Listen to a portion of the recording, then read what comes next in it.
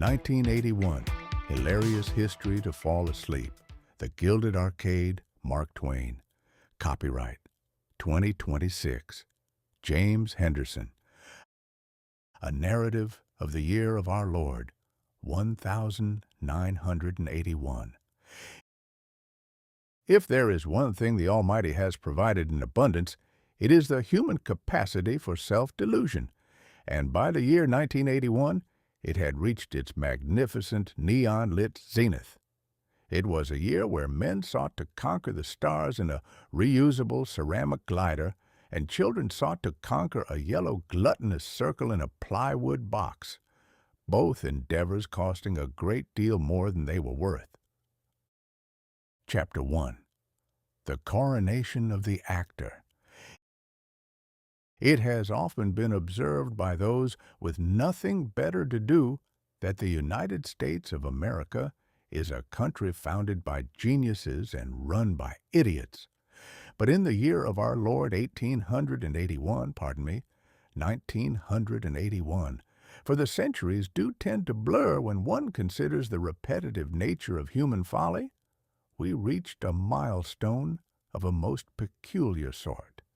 We decided, as a collective body of some 200 million souls, that the best way to manage the intricate, soul-crushing machinery of a global superpower was to hand the keys to a man who had spent the better part of his life hitting his marks on a soundstage and pretending to be other people.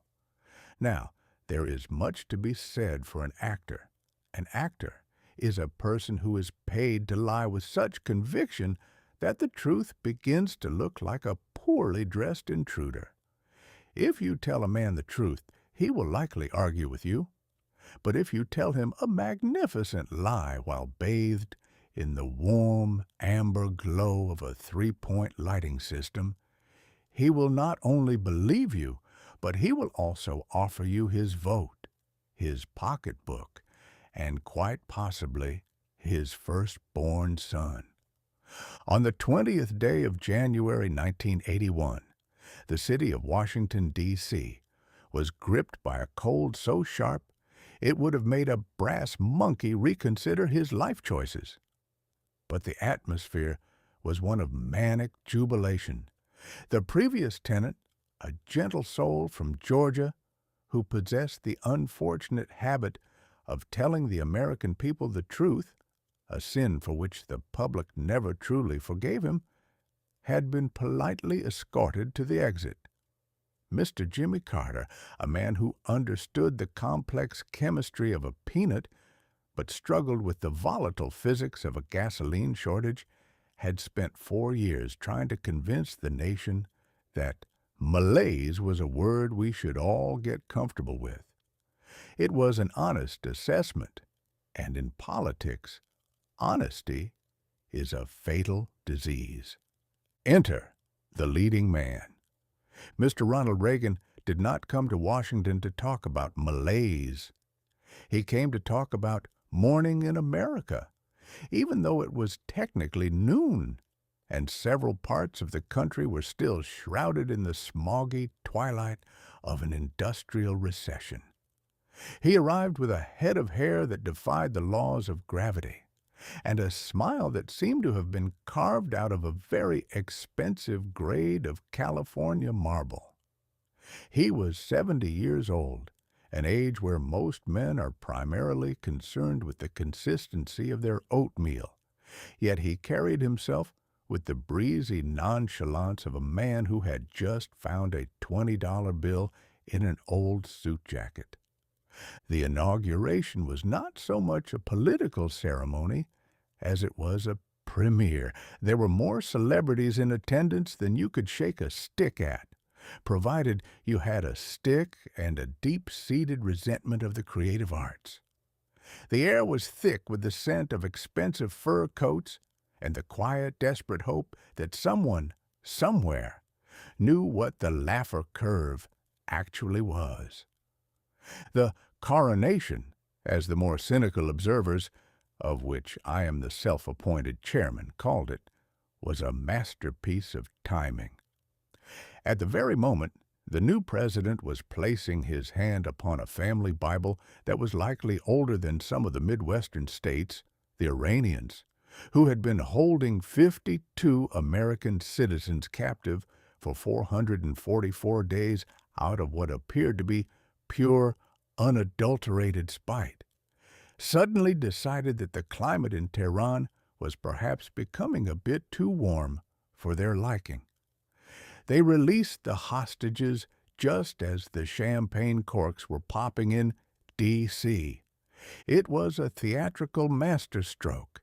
It was as if the script had been written by a man who knew exactly how to resolve a subplot just before the credits rolled. The American public, being a simple and sentimental creature, took this as a sign from the Almighty. They did not see the months of grueling, thankless diplomacy conducted by the outgoing peanut farmer. No, they saw a silver-haired cowboy who had merely looked toward the east with a stern expression and caused the gates of the prison to fly open by the sheer force of his chin line. And so the era began. The actor took the stage, and the American people settled into their velvet seats, ready to be entertained. The first order of business, as it turns out, was to explain that the government was not the solution to our problems, but was, in fact, the problem itself. This is a fascinating bit of logic. It is like a sea captain standing on the bridge of a sinking ship and announcing to the terrified passengers that the very concept of a boat is a fundamental error. "I have been hired to run this institution," he seemed to say, "and the first thing I shall do is tell you that this institution is a nuisance and a bore." It was a brilliant bit of rhetoric. By making the government the villain, he made himself the hero who had come to rescue us from himself. It was a paradox that would have made a Greek philosopher go blind, but to the American public of 1981, it sounded like the sweetest music ever played on a harmonica. Then came the supply-side economics, a phrase that sounds like something a man would say right before he sells you a horse that has been painted to look like a zebra. The theory was simple. If you give the richest men in the country more money than they could possibly spend in 10 lifetimes, some of that money will eventually trickle down to the man who is currently trying to figure out how to pay for a loaf of bread that costs 3 times what it did last Tuesday. It was the horse and sparrow theory renamed for a modern audience. If you feed the horse enough oats, the sparrow might find something useful on the road later. I have seen many sparrows in my time, and I have never seen one who looked particularly grateful for the horse's digestion. But the actor believed it, or at least he said it, with such magnificent resonance that the people believed he believed it. He spoke of a shining city on a hill, which is a lovely image, though he neglected to mention that the property taxes on that hill were going to be astronomical, and the social services were being relocated to a damp basement in the valley. The fashion of the day reflected this new, gilded optimism. Men began to wear suits with shoulders so wide they had to enter rooms sideways, and women teased their hair into great billowing clouds of static electricity as if they were trying to receive signals from a distant and more fashionable galaxy. The color palette of the nation shifted to neon, pinks and greens that would have made a flamingo blush. It was a year of excess, a year of the dynasty in Dallas, where we spent our evenings watching people richer than ourselves cry into their martinis because their oil wells were only producing a modest fortune that week. The actor understood this. He knew that the American people didn't want a lecture on the limits of growth. They wanted a spectacle. They wanted a man who could look into a television camera, a device he understood better than he understood the national debt, and tell them that they were special, that they were chosen, and that their bank accounts would soon be overflowing with the trickle of prosperity. As the first year of the '80s dawned, the world was a powder keg with a very short fuse, but the man at the helm was smiling. He had his bowl of jelly beans on the desk of the Oval Office, a collection of small, sugary, brightly colored orbs that contained no actual fruit but were quite pleasant to look at. In many ways, the jelly bean was the perfect symbol for the administration. It was sweet, it was colorful, it was tooth-shattering if you weren't careful, and it left you with a bit of a headache if you consumed too many at once. We were, as a nation, entering a long and strange performance. The stage was set, the lighting was perfect, and the leading man had memorized his lines.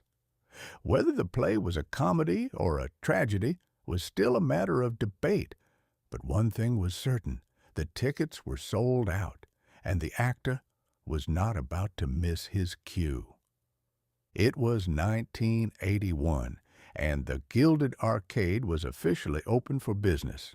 We were all invited to play the games, provided we didn't mind that the house always won and the machines were rigged to eat our quarters with a mechanical neon-lit grin. The curtain had risen, and for the next 8 years the world would be a soundstage, and we would all be extras in a movie we hadn't quite realized was being filmed in real time. Chapter 2. The Box That Thinks Slowly. Man is the only animal that will spend a fortune to invent a machine that does the work he used to do for free, only to find that he now has to work twice as hard to pay for the machine. In the year 1881, if a man wanted to calculate the interest on his debts, he sat down with a quill, a piece of parchment, and a heavy heart. By the year 1981, however, the International Business Machines Corporation, a title that drips with the kind of gravitas usually reserved for empires or funeral parlors, decided that the human brain was no longer fit for purpose.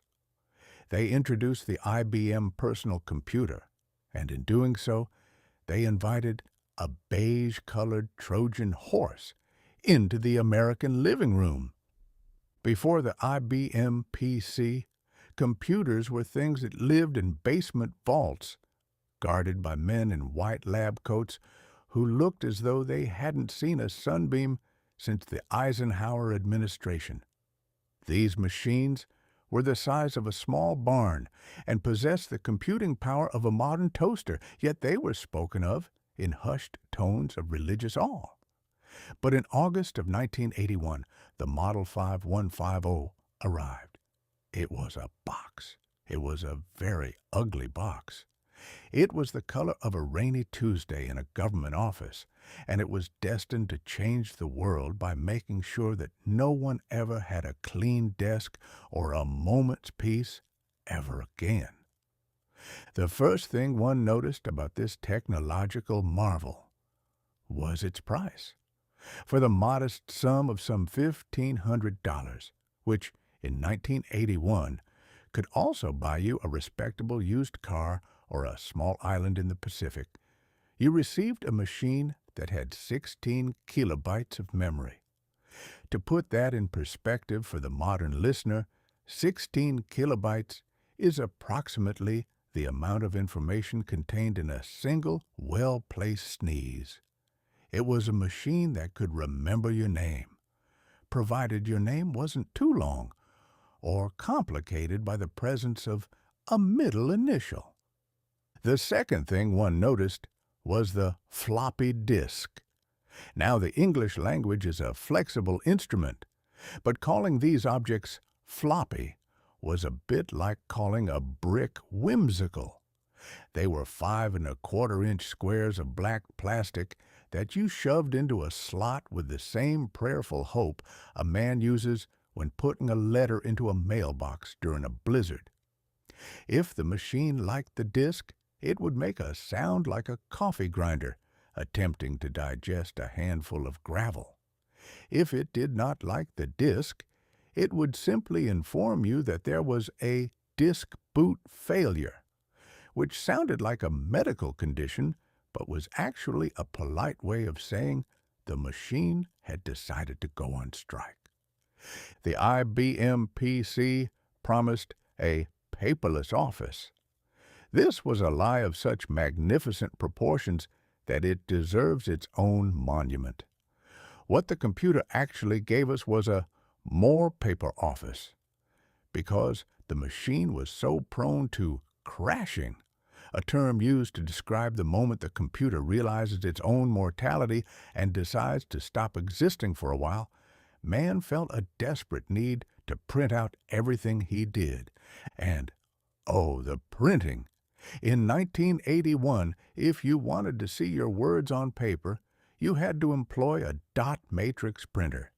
This was a device that functioned by screaming at a piece of paper until the letters appeared out of sheer terror. It used tractor feed paper, which came in a never-ending accordion fold with perforated holes along the sides. A man could spend an entire afternoon just trying to align the holes on the sprockets, a task that required the steady hand of a surgeon and the patience of a saint who had recently been medicated. Once the printing began, the noise was enough to drive a dog to madness.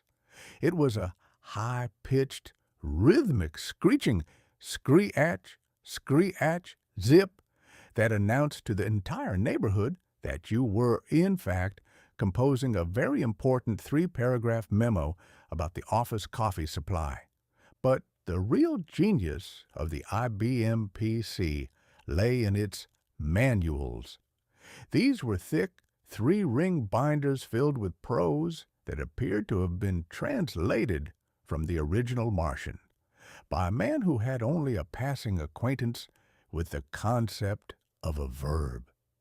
You would open the book to find instructions such as, to initialize the BIOS, simply toggle the dip switches on the motherboard while ensuring the interrupt request is not in conflict with the peripheral interface.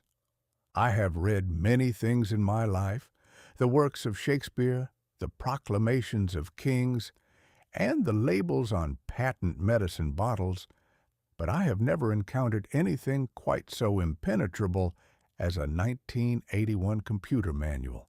It was written for a person who didn't exist, a human being who possessed the soul of a poet and the brain of a soldering iron. For the rest of us, it was merely a very expensive way to feel like a complete and utter moron. The screen itself was a marvel of ocular torture. It was a monochrome monitor, which meant it displayed characters in a haunting ghost-like green. If you stared at it for more than 20 minutes, the entire world began to look like it was submerged in a vat of lime gelatin. You would walk away from your desk and see green spots dancing before your eyes, a condition the doctors of the time probably called progress, but which I suspect was merely the beginning of a permanent neurological decline. And what did we do with this prodigious power? Did we solve the mysteries of the universe? Did we map the stars or find a cure for the common cold? No. We played a game called Microsoft Adventure, which consisted of typing the words "Go North" into the machine and having the machine reply, "You are in a maze of twisty little passages, all alike." This was considered the height of sophistication. We had spent $1,500 to simulate the experience of being lost in a dark cave, which is something a man can do for free by simply turning off the lights in his own basement. There was also the spreadsheet VisitCalc. This was the siren song for the businessman. It allowed a man to change one number in a column and watch as all the other numbers changed automatically. This provided a sense of godlike power that was entirely illusory. It allowed executives to create vast, complicated projections of future wealth that were based on nothing more than whim and optimism. It was the first time in history that a man could be perfectly mathematically wrong about his company's future to 4 decimal places. The IBM PC changed the very nature of human interaction. Before 1981, if you wanted to ignore your family, you had to hide behind a newspaper. After 1981, you could sit in a room with them for 6 hours, staring at a green screen and typing DIR over and over again, and everyone would assume you were doing something incredibly important for the future of the Republic. It was the birth of the computer widow, a tragic figure who spent her evenings listening to the mournful beep-boop of the machine and the rhythmic tapping of a husband who was trying to figure out why his autoexec.bat file wasn't loading. In short, the IBM PC of 1981 was a magnificent, clattering, beige-colored monument to man's obsession with efficiency. It promised to save us time, and it has been successfully wasting our time ever since. It turned us from a nation of thinkers into a nation of users, a word that until then had primarily been applied to people with a serious drug problem. And perhaps that was fitting. We were hooked. We were enamored with the box. We didn't care that it was slow, or that it was ugly, or that it cost as much as a small horse. We were convinced that the future was inside that machine, and we were willing to sit there, staring into the green glow, waiting for the future to load. It is still loading. The year 1981 gave us many things: neon leg warmers, a president who was a professional pretender, and a car with wings. But the IBM PC was the only one that promised to do our thinking for us. We should have known better. Any machine that requires a 3-ring binder to explain how to turn it on is not a servant, it is a master. And as the tiny internal fan whirred into life, hummed like a distant swarm of angry bees, we all bowed our heads to the new deity of the age, the box that thinks. Slowly. We thought we were moving into the information age. As it turned out, we were just moving into an age where we spent most of our time asking a machine why it was mad at us, and why, for the love of all that is holy, it wouldn't just print the damn letter. Chapter 3. The Great British Masquerade. It is one of the more baffling peculiarities of the human race, and specifically the American branch of it, that we spent the better part of the 18th century shooting at the British, for the express purpose of not having to care what their king had for breakfast, only to spend the latter half of the 20th century glued to a television screen, weeping with joy because one of their princes had managed to find a bride who didn't look like his sister. In July of 1981, the United States of America, a republic founded on the sturdy principle that all men are created equal, collectively forgot its heritage and surrendered unconditionally to a 25-foot silk train and a young woman who looked as though she had been startled by a camera flash in 1961 and had never quite recovered.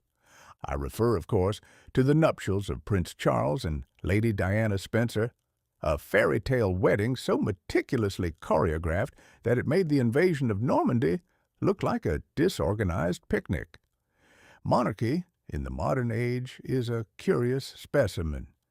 It is a biological fossil that we have decided to keep polished and dressed in medals. largely because it provides a bit of color in an otherwise drab world of accountants and middle managers.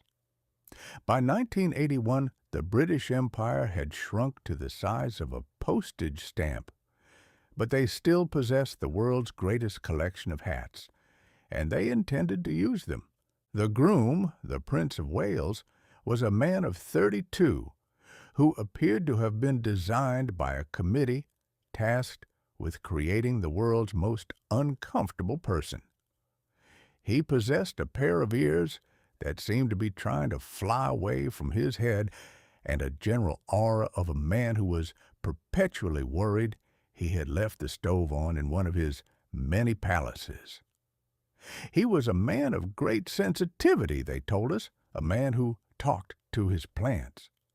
Now, talking to a geranium is a harmless enough hobby, but when you are the heir to a throne, one generally hopes for a leader who spends more time talking to the admirals and less time asking a begonia for its opinion on foreign policy. The bride, on the other hand, was a 19-year-old girl who had been plucked from a kindergarten to be the sacrificial lamb in a spectacle that would be viewed by 750 million people. 750 million! That is a staggering number of human beings to have nothing better to do on a Wednesday than watch two strangers walk into a cold stone building. If you had told the average citizen in 1981 that they would soon have a machine in their pocket that could tell them the sum of all human knowledge, they would have ignored you to find out what color hat the Queen Mother was wearing. The wedding took place in St. Paul's Cathedral, a building so vast and echoing that it could comfortably house the egos of 3 different political parties and still have room for a choir. But the star of the show was not the cathedral, nor the archbishop, nor even the happy couple. The star was the dress. I have seen many things in my life: great steamships, sprawling mountain ranges, and the occasional solar eclipse. But I have never seen a garment that possessed its own gravitational pull. Diana's dress was constructed of ivory silk taffeta and enough lace to cover the entire population of Belgium. It had a train that was 25 feet long. To call it a train is an insult. It was a textile event. It was a portable carpet that required its own logistical staff to deploy. When the bride arrived at the cathedral in the glass coach, a vehicle that looked like it had been stolen from a pumpkin patch by a particularly ambitious fairy godmother, the dress had been stuffed into the carriage with such vigor that when Diana finally emerged, she looked less like a princess and more like a very expensive piece of laundry that had been left in the dryer too long. She was a mass of wrinkles and crinkles, but the world didn't care. We were told it was romance, and in 1981, if the television told you a crinkled dress was romance, you believed it until your eyes watered. The ceremony itself was a masterpiece of royal efficiency and human error. In a moment of delightful frailty, Diana managed to get her husband's names in the wrong order, promising to love and honor Philip Charles Arthur George instead of Charles Philip. Given that the man had more names than a telephone directory, it was a miracle she didn't call him Ringo and be done with it. Charles, for his part, promised to share all his worldly goods with her, which was a generous offer, considering he owned several counties and a significant portion of the North Sea. Why did we watch? Why did the American public, in the middle of a recession and the Cold War, rise at 4 o'clock in the morning to watch a man in a naval uniform marry a girl in a cloud of silk? The answer, I suspect, is that we were desperate for a distraction. 1981 was a year of grim realities, of high interest rates and nuclear anxieties. And here was a story that required no thinking. It had a prince, a princess, a carriage, and a villain, though we hadn't quite identified the villain yet. We were sold a fairy tale, and the beauty of a fairy tale is that it usually ends right after the kiss on the balcony. Ah, the balcony. The crowds in London were so dense you could have walked on their heads from Buckingham Palace to the Tower. They cheered for a kiss. They screamed for it. And when the couple finally obliged, it was a chaste, stiff affair that looked as though it had been rehearsed under the supervision of a particularly strict governess. But to the world, it was the seal on the contract. The happily ever after had been signed, witnessed, and notarized by the BBC. Of course, the irony of the Great British Masquerade is that it took place in the same year that gave us the personal computer and MTV. We were standing with one foot in the 18th century and the other in the 21st. We were watching a medieval pageant through a cathode ray tube. We were celebrating a bloodline that claimed its authority from God, while simultaneously trying to figure out how to program a VCR so we could tape the whole thing and watch it again in slow motion. There is something deeply humorous about the way we cling to these old traditions. We pretend that these people are different from us, that their blood is a slightly different shade of blue, and that their marriages are made in a higher department of heaven. But as the years have shown, a prince is just a man with a very complicated job, and a bride is just a girl who probably wished her shoes weren't pinching her toes quite so much. The royal wedding of 1981 was the ultimate event. It was the first time the entire planet was plugged into the same dream at the same time. It was a victory for the costume department and a triumph for the public relations industry.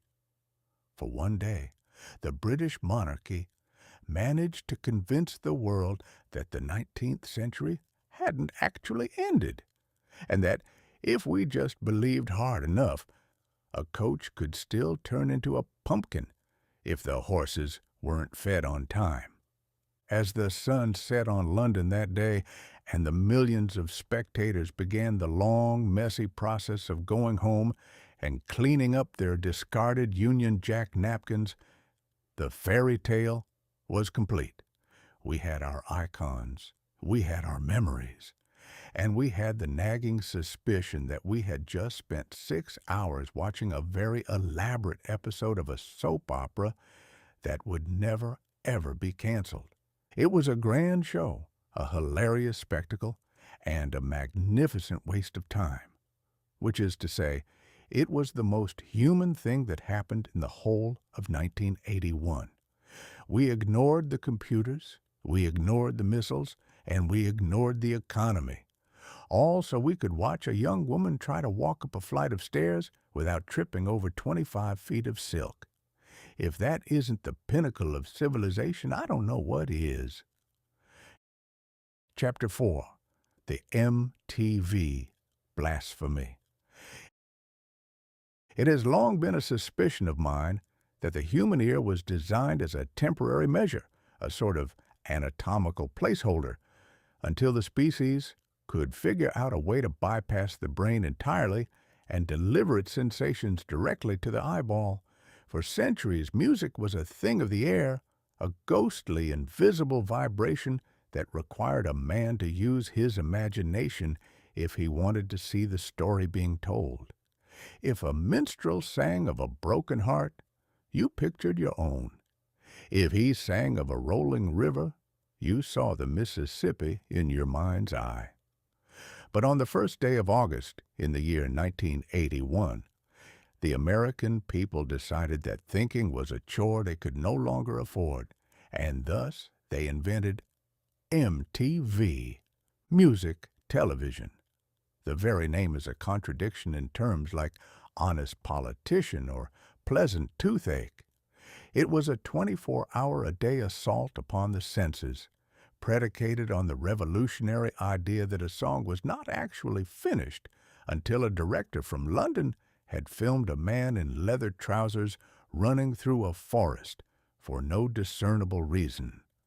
The inauguration of this new era began with a blast of static and a picture of a man on the moon. A fitting image for the world we were about to enter was one where the laws of logic and gravity were strictly optional. The first song played was titled "Video Killed the Radio Star," a bit of prophecy so blunt it was practically a confession. The band was called the Buggles, a group of gentlemen who looked like they had been assembled from spare parts found in an electronics repair shop. They sang about the death of the old world, and as they did, the old world dutifully rolled over and expired, replaced by a neon-lit hallucination that cost $3 a minute to produce. Before 1981, a musician's primary qualification was his ability to carry a tune. He could look like a gargoyle and possess the stage presence of a damp sack of flour, but if he could sing, he was a king. MTV changed the requirements. Suddenly, it didn't matter if you could hit a high C. What mattered was whether you could look pensive while standing in front of an industrial fan.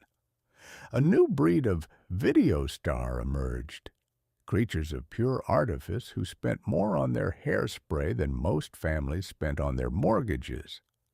The video became the thing. It was a 3-minute short film, usually featuring a plot that would have baffled a committee of opium eaters.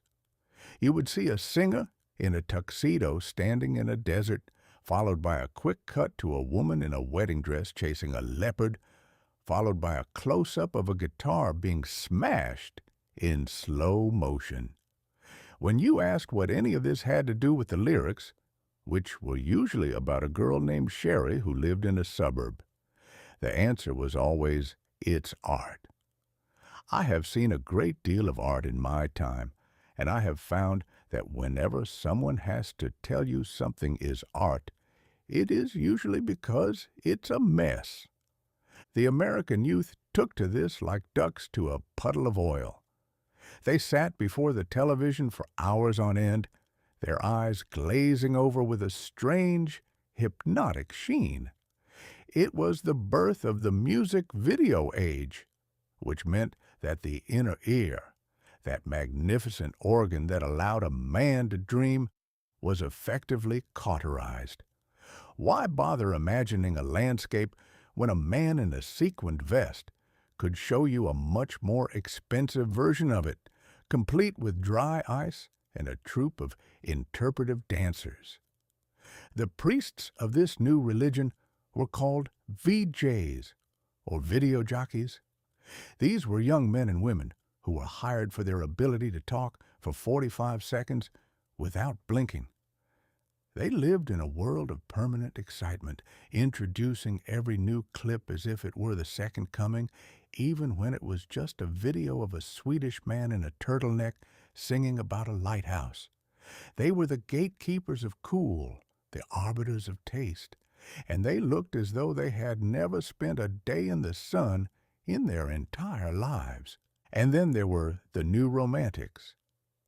This was a movement of British musicians who decided that the best way to honor the blues-based tradition of rock and roll was to dress like futuristic pirates and apply more eyeliner than a silent film star.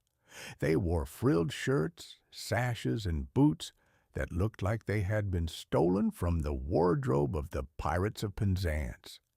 They sang about planet Earth and girls on film, and while the music was catchy enough to get a dead man's toe tapping, the visuals were a source of constant bewilderment. I watched one of these videos purely for the sake of historical research, you understand, and I found myself wondering why the singer was hiding in a pile of hay, while a beautiful woman in a safari outfit looked for him with a magnifying glass. It was a riddle wrapped in a mystery. Inside an advertisement for hair gel. The true genius of MTV, however, was its commercial efficiency. It was a television channel that consisted entirely of commercials for records, yet it managed to convince the audience to pay for the privilege of watching it. It was a masterpiece of capitalism.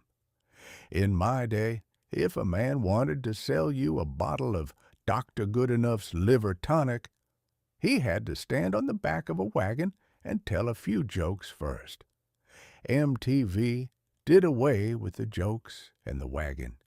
They just gave you the tonic in a flashy bottle and told you that if you didn't drink it, you were a square, a term that, in 1981, was the ultimate insult, despite the fact that most of the people using it lived in perfectly square houses in square-shaped towns. As the year progressed, the influence of the music video began to bleed into every corner of human existence. Movies began to look like music videos, with quick cuts and loud soundtracks that made you feel as though you were being beaten over the head with a velvet hammer. Politicians began to realize that if they couldn't look good on a screen for 30 seconds at a time, they might as well go back to lawyering. The actor-president was, of course, the grand master of this new reality. But even the lesser mortals were learning the lesson. The image is the truth, and the truth is whatever you can film. There was a certain snobbery to it, too. A man who liked a song because of the way it was performed on a stage was considered a dinosaur. The new generation wanted the visual concept. They wanted the atmosphere. They wanted to see the singer's soul, which apparently looked a lot like a warehouse in New Jersey, filled with blue smoke and strobe lights. I remember talking to a young lad who was obsessed with a group called Duran Duran. He told me that their videos were cinema. I told him that if that was cinema, then a circus poster was a Rembrandt. He looked at me with the pitying gaze one usually reserves for a man who claims he can talk to ghosts. To him, the world of sound was dead. The world of the vibe was everything. It is a curious thing, this vibe. It is a word people use when they can't explain why they like something that has no substance. I like the vibe, they say, which usually means I like the colors and I don't want to think about the lyrics. By the end of 1981, the entire nation was vibrating. We were a people obsessed with the surface of things. We were building a civilization of light and shadow where the loudest and brightest were crowned kings, and the quiet, thoughtful musicians were left to play their fiddles in the dark. In short, MTV was the great blasphemy of the auditory age. It took the most abstract of the arts, music, and shackled it to the most literal of the mediums, television. It turned the ear into a servant of the eye, and it turned the musician into a model who occasionally made noise. We were told it was a revolution, and I suppose it was. But it was the kind of revolution where the winners celebrated by putting on even more makeup, and the losers were simply edited out of the frame. The year 1981 gave us many wonders, but the gift of 24-hour music television was the one that truly signaled the end of the world as I knew it. From that moment on, a man didn't need to hear a song to know if it was good. He only had to look at the singer's shoes. And if the shoes were made of gold-flecked Italian leather, well, that was all the melody any red-blooded American needed. We had traded our ears for a kaleidoscope, and we were perfectly happy with the bargain. After all, why listen to the music of the spheres when you can watch a man in a silver jumpsuit jump over a flaming piano in the middle of a rainstorm?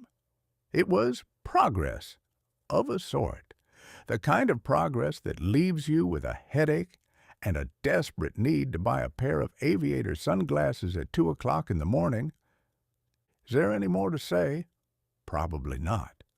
The VJ is waiting to introduce the next masterpiece of the millennium, a video of a woman in a leotard doing aerobics on the moon. And I wouldn't want to keep the American public from their destiny. Turn up the volume if you must, but for heaven's sake, don't close your eyes. You might accidentally hear something. Chapter 5. The Lead-Lined Miracle. It is a curious and somewhat discouraging fact about the American Republic that we treat our presidents with the same precarious affection a small boy shows for a glass vase. We spend a great deal of effort putting them on a high pedestal, only to wait with bated breath for the inevitable moment they are knocked off. In the older, more civilized parts of the world, if you take a dislike to a leader, you write a scathing pamphlet or perhaps organize a very polite riot. But in America, we have a more direct, if somewhat untidy, approach. We have a long-standing tradition of allowing any citizen with a grudge, a cheap pistol, and a profound lack of social engagements to attempt to rewrite history with a few ounces of lead. On the 30th day of March, in the year 1981, this tradition was upheld by a young man named John Hinckley, Jr., a fellow whose mental gears were not so much grinding as they were spinning in a vacuum.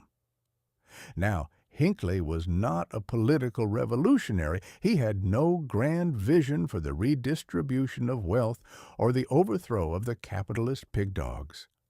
No, his motivations were much more in keeping with the spirit of the decade.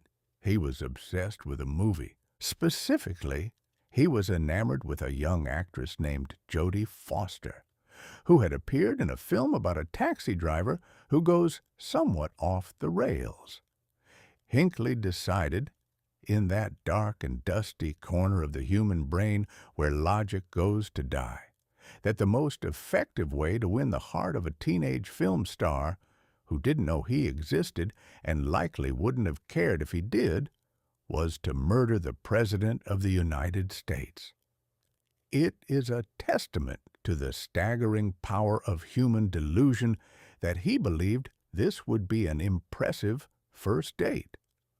I have heard of men sending flowers or perhaps a box of chocolates, or even writing a very bad poem to secure a lady's favor. But Hinckley decided to skip the candy and go straight to the high treason.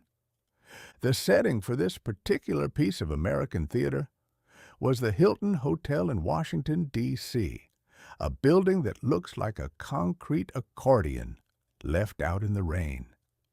The actor-president, Mr. Reagan, had just finished giving a speech to a group of labor leaders, a crowd that generally viewed him with the same warmth a mouse views a particularly charismatic cat. He stepped out of the hotel into a light drizzle, waving that famous breezy wave that suggested he had just invented the concept of sunshine.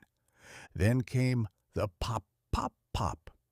It is a sound that, in the American consciousness, is immediately followed by a long, cold silence. In a matter of seconds, the air was filled with the smell of gunpowder and the frantic shouts of men who are paid specifically to be shot so the president doesn't have to be. The Secret Service, those grim-faced gentlemen in well-pressed suits, descended like a cloud of angry hornets. One agent, a Mr. McCarthy, took a bullet in the chest. Another, a police officer named Delahanty, was struck in the neck. The president's press secretary, James Brady, was hit in the head, a tragic, life-altering wound that served as a grim reminder that in the game of political target practice, the spectators often pay the highest price.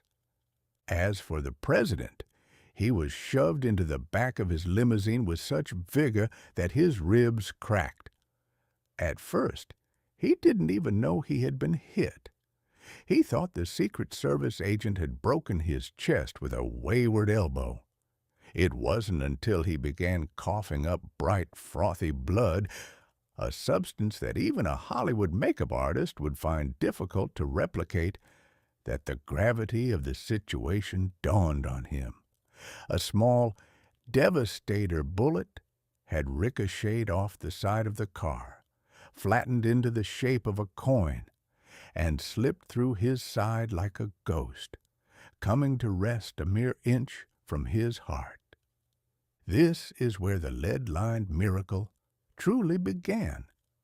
You see, if Ronald Reagan had been an ordinary politician, a man of spreadsheets and policy papers, he might have spent his time in the hospital being grim and statesmanlike. But he was an actor, and an actor knows that the most important part of any scene is the button, the little flourish at the end that leaves the audience wanting more. As they wheeled him into the operating room, surrounded by surgeons who were sweating through their scrubs at the prospect of being the men who let the leader of the free world expire on their watch, Reagan looked up at them through his oxygen mask. He didn't ask about the State of the Union. He didn't ask about the Soviet Union. He looked at the doctors and whispered, "I hope you're all Republicans." Now, that is a line. It is a line that a writer like myself would give a month's wages to have penned. It was witty, it was charming, and most importantly, it was perfectly timed. Even the most staunch, New Deal-loving, tax-and-spend Democrat surgeon couldn't help but chuckle as he replied, "Today, Mr. President, we're all Republicans." And just like that, the tragedy was transformed into a comedy, or at least a heroic drama, with a very high production value. While the president was under the knife, the rest of the government was busy proving that when the head of the snake is wounded, the body spends a great deal of time tripping over its own tail. The vice president, Mr. Bush, was on a plane somewhere over Texas, which left a vacuum of power in Washington. Into this vacuum stepped Alexander Haig, the Secretary of State, and a man who possessed the temperament of a pressurized steam boiler. Haig marched into the press room, trembling with a mixture of adrenaline and ambition, and announced to a startled world, "As of now, I am in control here." It was a statement that was as legally inaccurate as it was theatrically bold. The Constitution has a very specific list of who is in charge when the president is incapacitated, and the Secretary of State is several rungs down the ladder, somewhere behind the Speaker of the House and quite possibly the White House chef. But Haig didn't care for the fine print. He wanted the spotlight. For a few brief hours, the American public was treated to the sight of a man trying to seize the throne by sheer force of personality and a very tight collar. It was the only time in 1981 that a constitutional crisis was averted simply because everyone was too busy laughing at the Secretary of State's perspiration. Back at the hospital, the actor was busy winning the war of public opinion from his bed. When his wife, Nancy, arrived, looking as though she had been struck by a bolt of very fashionable lightning, he greeted her with another classic, "Honey, I forgot to duck." It was the ultimate performance. By refusing to be a victim, by treating a near-death experience as a minor slapstick mishap, Reagan did something that no amount of economic theory or political maneuvering could have achieved. He became the Teflon president. The bullets had hit him, yes, but the fear hadn't stuck. The gravity hadn't stuck. He had looked death in the eye and cracked a joke about his political party. From that moment on, his popularity didn't just rise, it soared into the stratosphere, fueled by a mixture of genuine sympathy and the collective American relief that we wouldn't have to change the stationery at the White House again so soon. The public decided that if a man could be shot in the chest and still maintain his sense of humor, he was probably capable of handling the Russians. It was a peculiar logic, but 1981 was a peculiar year. The irony of the whole affair was that the gunman, Mr. Hinckley, was eventually found not guilty by reason of insanity. This caused a great deal of grumbling among the citizenry, who felt that trying to impress Jodie Foster with a .22 caliber revolver was less a sign of insanity and more a sign of being a total and utter idiot.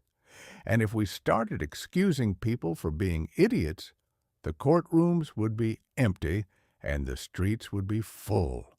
But in a way, the verdict didn't matter. The play had already been performed. The villain was in a padded cell. The hero was back in the Oval Office with a brand new scar and a 50-point lead in the polls. And the American people had found a new reason to believe in the shining city on a hill. We had survived the lead-lined miracle. We had seen that a president could be perforated and still be perky. We had learned that the secret to political longevity wasn't necessarily a good policy, but a good script and the ability to deliver a punchline while bleeding through your shirt. The actor had taken a bullet for the Republic, and in return, the Republic gave him its unconditional heart. We were now officially in the era of the great communicator, a man who could convince you that the sky was orange and the grass was blue, simply by the way he chuckled at his own mortality. As the year moved forward, the memory of the shooting faded into the background noise of the 80s, replaced by the neon glow of music videos and the hum of personal computers. But for a few days in March, the world had stood still, watching a man prove that in the grand theater of American life, there is no wound so deep that it cannot be covered by a well-timed quip and a bit of Hollywood magic. The bullets were real, the blood was real, but the recovery was pure cinema, and in 1981, that was exactly what the audience had paid to see. Chapter 6, Reaganomics, or the Vanishing Loaf. The Almighty has provided us with many mysteries: the migration of birds, the persistence of the common cold, and the reason why a man will voluntarily wear a necktie in the heat of July. But none is quite so magnificent or so utterly baffling as the science of economics. Economics is a profession populated by gentlemen who spend their lives explaining why the things that happened yesterday were inevitable, while remaining entirely unable to predict what will happen 10 minutes from now. In the year 1981, this dismal science underwent a spiritual revival that made the Great Awakening look like a quiet afternoon nap. We called it Reaganomics, though a more honest man might have called it the Great Vanishing Loaf Trick. The central pillar of this new faith was something called supply-side economics. Now, to the average man who spends his days sweating for a wage, the word supply generally refers to the amount of coal in the bin or the number of potatoes in the cellar. But in the hallowed halls of Washington, it became a sort of incantation. The theory, stripped of its silk top hat and its fancy vocabulary, was this: if you find a man who is already buried under a mountain of gold, and you give him more gold, he will eventually become so encumbered by his wealth that he will accidentally drop a few coins, which will then roll down the hill and strike the poor man at the bottom in the eye. This was heralded as a rising tide, and we were told with great solemnity that a rising tide lifts all boats. This is a lovely sentiment, provided you own a boat.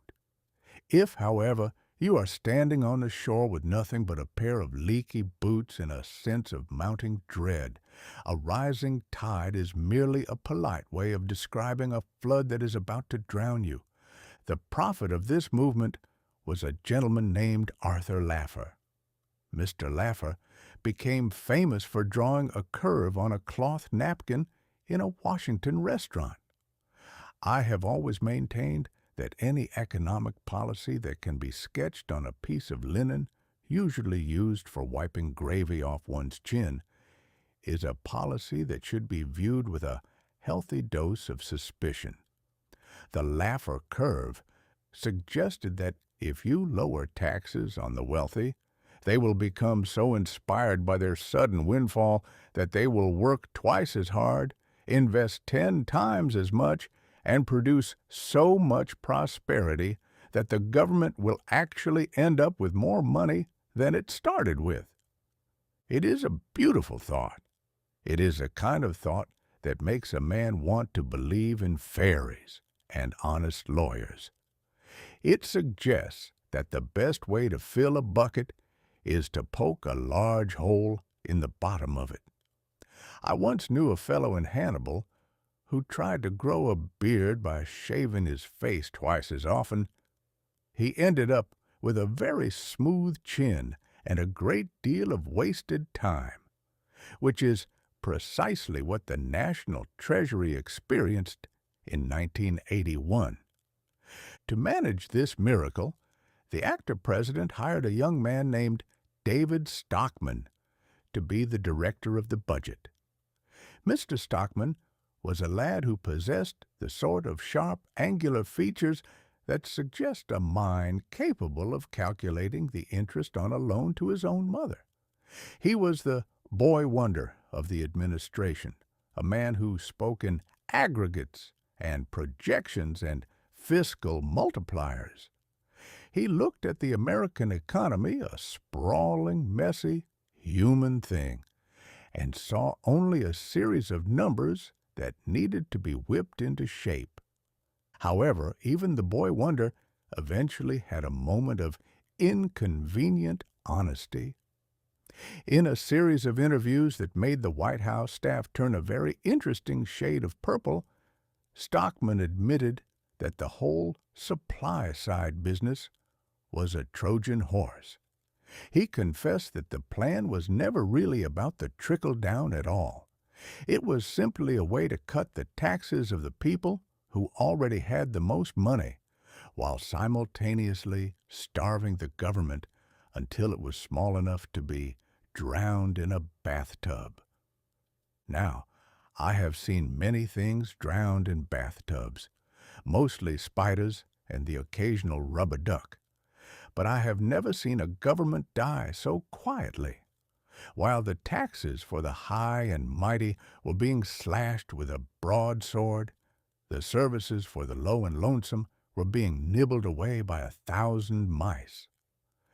The safety net, we were told, was still there, but the holes in the mesh were suddenly large enough to drop a piano through. But oh, how the rhetoric soared! The actor stood before the cameras and spoke of the magic of the marketplace. He spoke as if the marketplace were a benevolent deity that, if left to its own devices, would feed the hungry, clothe the naked, and perhaps even find a way to make a polyester suit look like real fabric. It was a grand performance. He made the act of being greedy look like a form of patriotism. If you bought a third vacation home, you weren't being indulgent. You were stimulating the economy. If you closed a factory in Ohio to move it to a place where the labor was cheaper and the air was dirtier, you were increasing efficiency. The result was a peculiar phenomenon, where the national debt, a number that had previously been treated with the same horror as a plague of locusts, suddenly began to grow at a rate that defied the laws of mathematics. We were told that we could have everything. We could have a massive military buildup. We could have deep tax cuts, and we could have a balanced budget. It was the free lunch that the economists had always promised didn't exist. I have spent a good deal of time on the river, and I know that if you try to steer a boat in 3 different directions at once, you will eventually find yourself going nowhere very quickly, or perhaps simply spinning in a circle until the passengers become nauseated. The American economy of 1981 was that boat. We were told the engines were roaring, but the shoreline didn't seem to be moving in the right direction.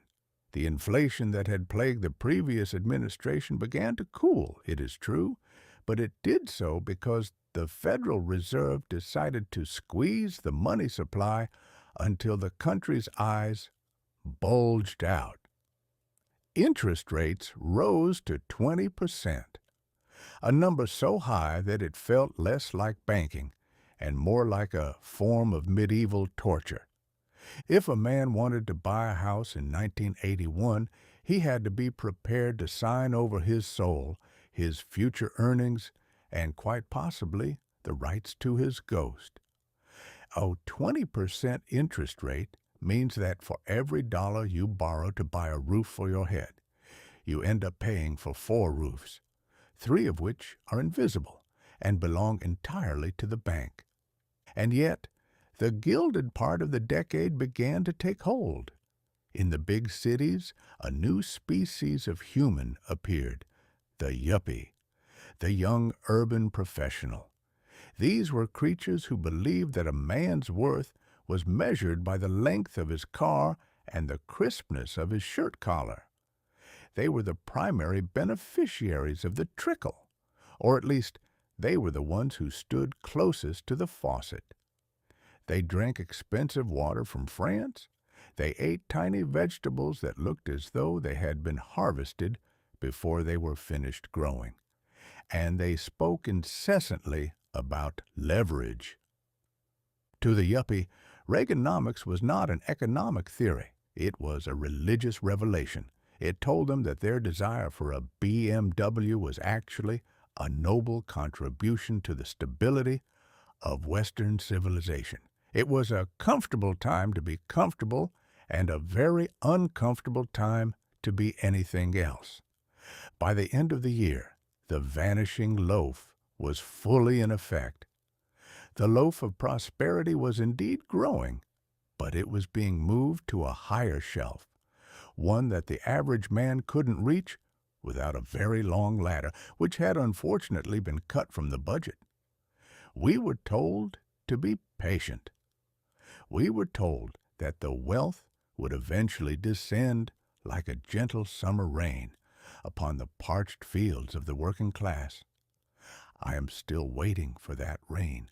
I have seen a few damp spots here and there, mostly where a billionaire has accidentally spilled his champagne, but the great trickle remains one of the most elusive weather patterns in human history. But as I said, the actor was a master of the script. Even as the deficit swelled and the factories closed, he remained the most likable man in the room.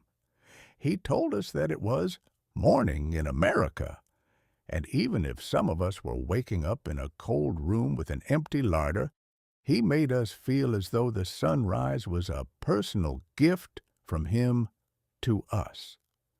It was a masterpiece of chicanery, a triumph of style over substance, and the most hilarious bit of pocket-picking I have ever had the pleasure to witness. We gave away the farm to save the barn, and then we were told to be grateful that we still had the dirt under our fingernails. 1981 was the year we decided that the best way to care for the poor was to make the rich so wealthy they might eventually get bored and give something away. It hasn't happened yet, but as any good economist will tell you, we just need to wait for the projections to catch up with reality. In the meantime, keep your eyes on the hill, and if you see a coin rolling toward you, try not to let it hit you in the eye.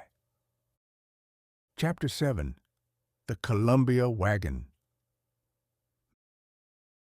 Man is the only creature that will spend his life's blood, his neighbor's taxes, and 20 years of his best engineering talent to build a machine that can take him to a place where there is no air to breathe, no water to drink, and no honest way to make a living.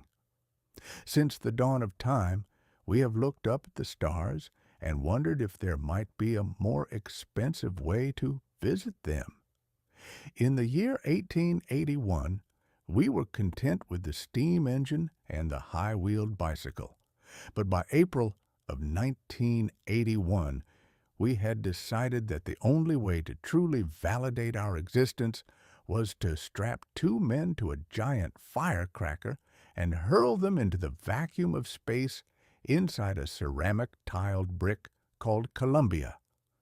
They called it the Space Transportation System, or the shuttle for short. Now, a shuttle is a word that usually describes a modest vehicle that takes you from the airport terminal to a parking lot where you have forgotten where you left your car. It implies a certain routine, a dull reliability. But the Columbia was about as routine as jumping off the Eads Bridge with nothing but a lace parasol and a firm belief in the power of positive thinking. It was a reusable spaceship, the world's first celestial stagecoach, designed to go up like a rocket, soar like a bird, and land like a very heavy, very aerodynamic kitchen floor. The most fascinating aspect of this machine was its skin. The Columbia was covered in some 31,000 individual silica tiles. These were not just any tiles. They were high-tech bathroom fixtures designed to withstand the heat of re-entry, which is approximately the same temperature as a political debate in August. Each tile was unique, possessing its own serial number and its own particular temperament. They were glued to the ship with an adhesive that cost more per ounce than the finest French perfume. Yet throughout the development of the program, these tiles had a distressing habit of falling off if someone so much as sneezed in the general direction of the launch pad. One can only imagine the conversation between the two brave souls, John Young and Robert Crippen, as they sat atop this mountain of explosives on the morning of April 12th. John Young was a veteran of the moon, a man with ice water in his veins and a heart rate so low the doctors occasionally checked him for a pulse just to be sure he wasn't a very lifelike statue. Crippen was the rookie, a man whose primary job was to make sure the system didn't decide to turn into a spectacle before they reached the stratosphere. They were sitting on a fuel tank containing 500,000 gallons of liquid oxygen and hydrogen, a cocktail so volatile that it makes nitroglycerin look like a cup of chamomile tea. The launch had been delayed, of course. In 1981, a computer glitch was considered a mysterious act of God, like a sudden thunderstorm or a politician telling the truth. A slight disagreement between the primary computers and the backup computers had caused a postponement 2 days earlier. It seems that even in the vacuum of space, you cannot escape the bureaucratic tendency of machines to argue with one another about who is truly in charge. But on the anniversary of Yuri Gagarin's first flight, a coincidence that the Soviet Union likely viewed with the same warmth a jilted lover views a wedding invitation, the Columbia finally roared into life. I have seen the Mississippi in flood, and I have heard the thunder of 1,000 stampeding cattle. But I am told that the sound of a shuttle launch is something altogether more spiritual. It is the sound of $3 billion being converted into noise and light in under 8 minutes. It is a roar that shakes the very soul and rattles the teeth of people 3 counties away. And as the Columbia cleared the tower, shedding its solid rocket boosters like a snake shedding its skin, the American people felt a collective surge of pride. We were finally back in the business of leaving the planet. Once in orbit, however, the wagon revealed its first trick. As the astronauts opened the cargo bay doors, a maneuver necessary to prevent the ship from melting under the heat of its own internal electronics, they looked back at the tail and noticed something rather unsettling. A few of the tiles were missing. Now, if you are tiling your kitchen and a few pieces go missing, you simply go back to the hardware store. If you are orbiting the Earth at 17,000 miles per hour and your heat shield is missing a few teeth, you begin to contemplate the afterlife with a renewed sense of urgency. The ground controllers in Houston, men who are paid to remain calm while their hair is on fire, assured the public that the missing tiles were in non-critical areas. I have noticed that in the lexicon of the government, non-critical is a term used to describe any disaster that hasn't happened yet. For 2 days, Young and Crippen circled the globe, proving that the shuttle could, in fact, act like a laboratory, a freighter, and a very cramped hotel.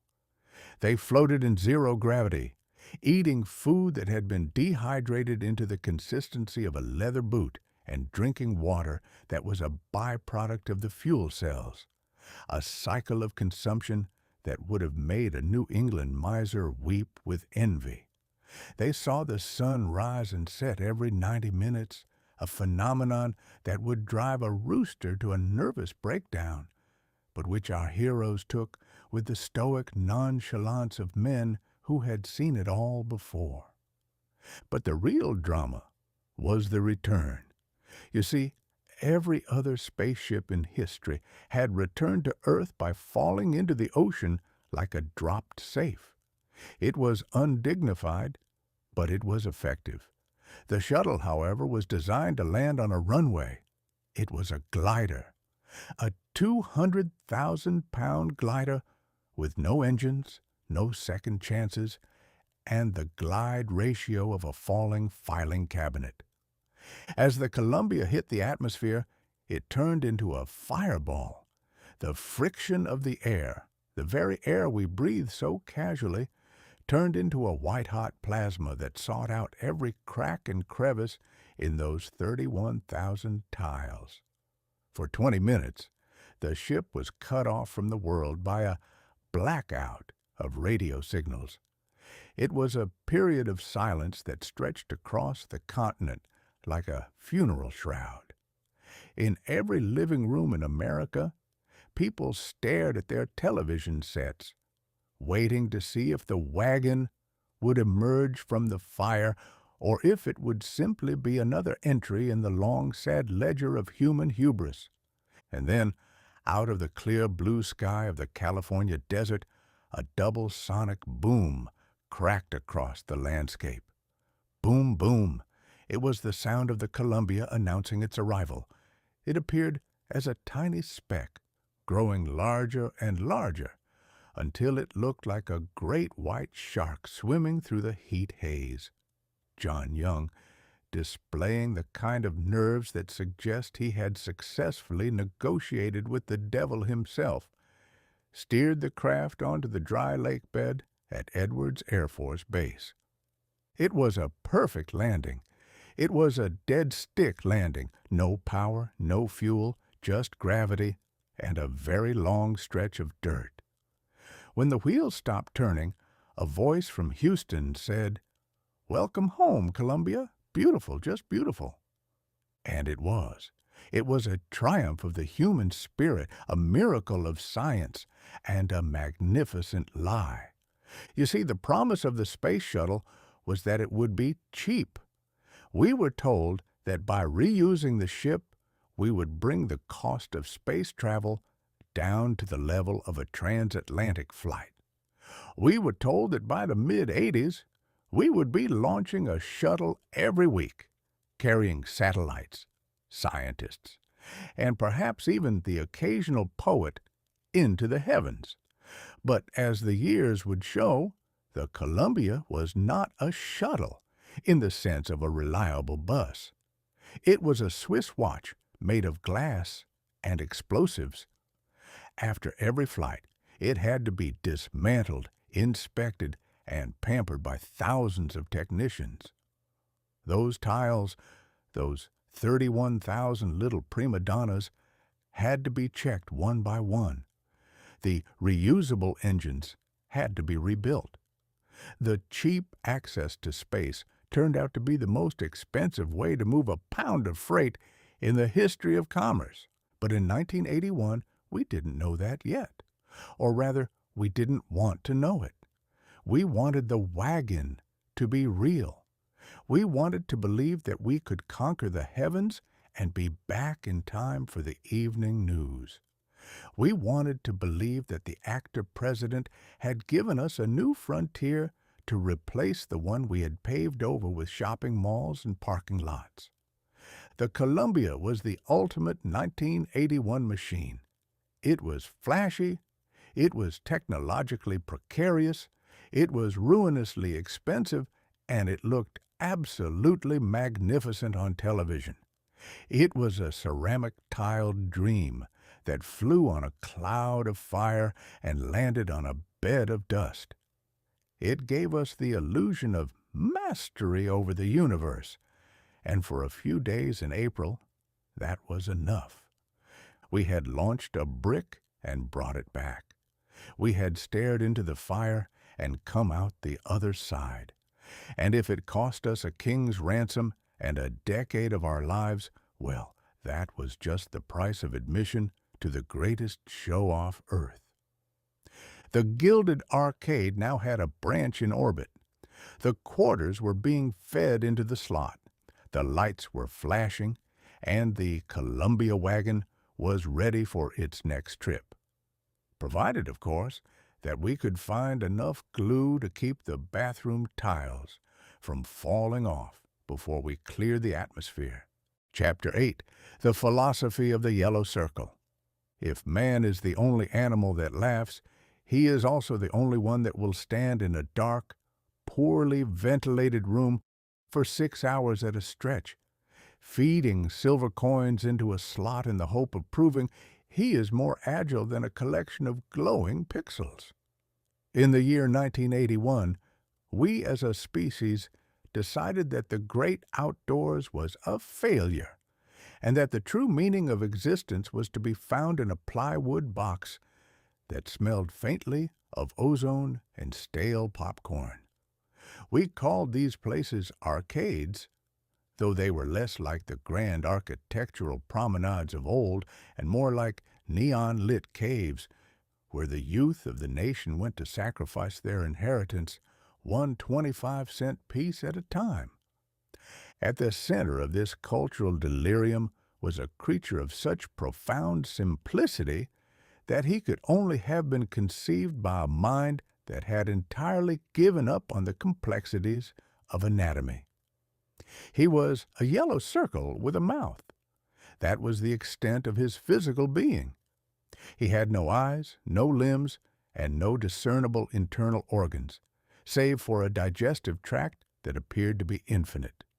His name was Pac-Man, and in 1981 he was more famous than the Pope, and considerably more influential on the daily habits of the American teenager. Now, the philosophy of Pac-Man is a grim and somber thing when you take a moment to peel back the neon paint. The premise of the game is a perfect, if somewhat depressing, allegory for the human condition. You are dropped into a maze from which there is no escape. You must run through this labyrinth, consuming small white dots, which I suppose represent the trivialities of daily labor or perhaps the accumulation of material goods, while being relentlessly pursued by 4 colorful ghosts who wish to destroy you for the crime of existing. The ghosts themselves were a study in psychological archetypes. There was Blinky, the red one, who possessed the relentless, focused aggression of a debt collector. There was Pinky, who tried to anticipate your moves with the unnerving intuition of a prying mother-in-law. There was Inky, the blue one, whose behavior was erratic and unpredictable, much like the foreign policy of a minor European principality. And finally, there was Clyde, the orange one, who often seemed to forget why he was there in the first place, wandering off into corners to contemplate his own spectral nature, the philosopher ghost of the group. The game is a masterpiece of stress. You move at a frantic pace, your little yellow mouth going waka, waka, waka, a sound that, after 3 hours, begins to resemble the rhythmic chanting of a madman. You eat and you eat, but the maze is never truly empty, for as soon as you finish one level, you are simply transported to another identical maze, where the ghosts move a little faster and your own sense of futility grows a little deeper. But then there is the power pellet. Ah, the power pellet. This is the grand delusion of the 1981 American. For a few brief, shimmering seconds, the tables are turned. You swallow a larger dot, the music changes to a triumphant chirping, and the ghosts, those terrifying harbingers of doom, turn a cowardly shade of blue and try to run away from you. Suddenly, the hunted becomes the hunter. You chase them down, you consume them, and for a fleeting moment, you feel like a god. You feel as though you have finally conquered the system. But it is a lie.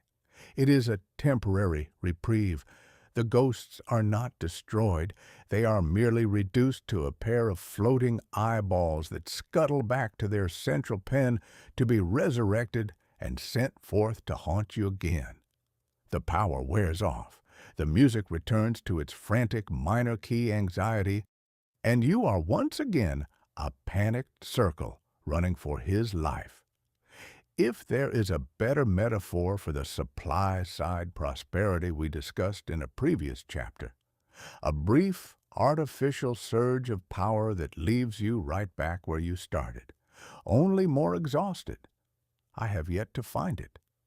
I spent an afternoon in one of these arcades purely for the sake of sociological inquiry, you understand. I observed a lad of perhaps 14 years, whose eyes were fixed upon the screen with a ferocity that would have put a hawk to shame.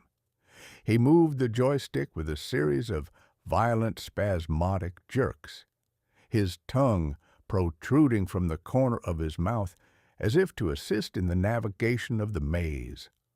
Around him, the air was a cacophony of beeps, whistles, and the digital explosions of 100 other games.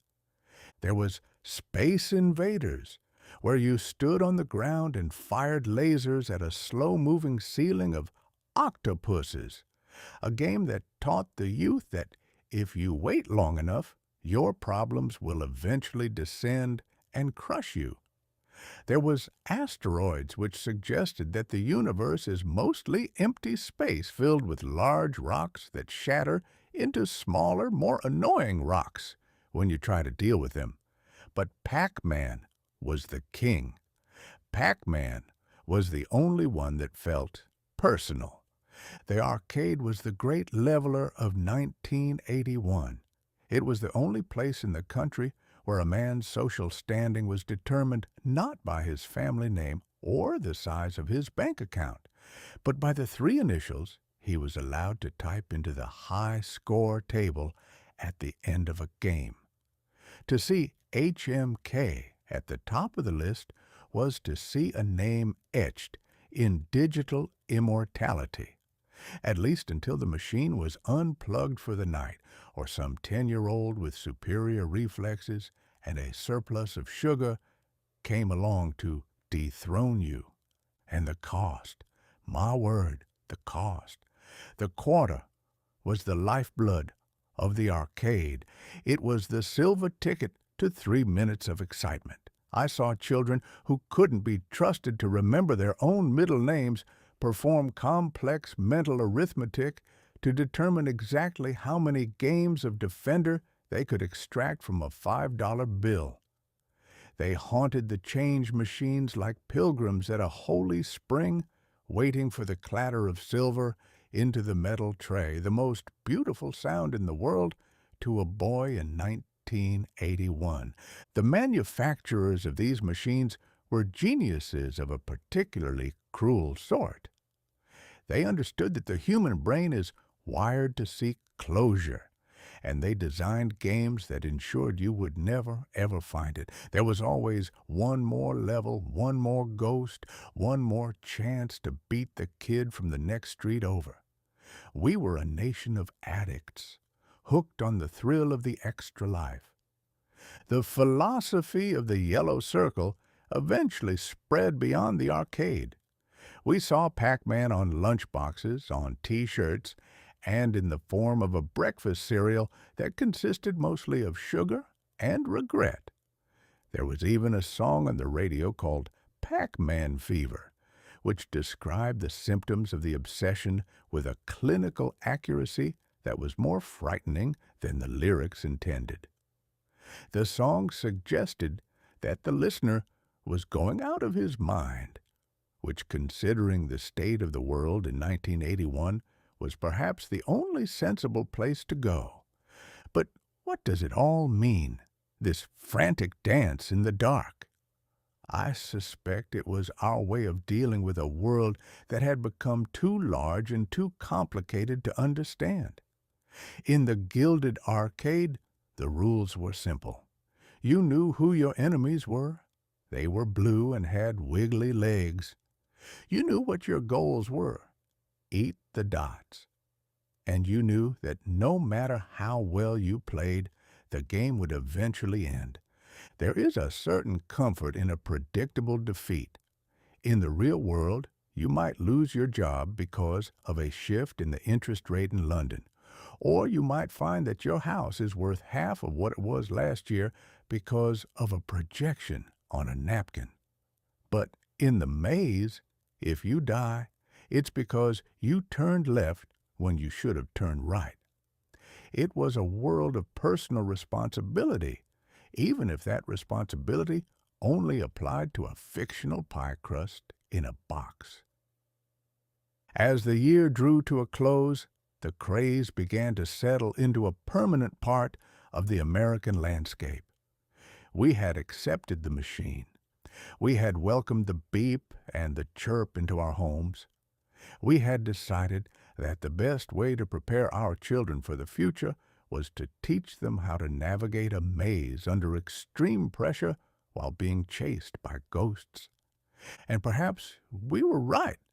After all, the world of 1981 was itself a bit of a maze, full of neon lights, empty promises, and a constant low-level anxiety that the game over screen might appear at any moment for all of us. We were all just yellow circles trying to get through the day, hoping to find a power pellet before the red ghost caught up with us. If you have a quarter to spare, I suggest you hold on to it.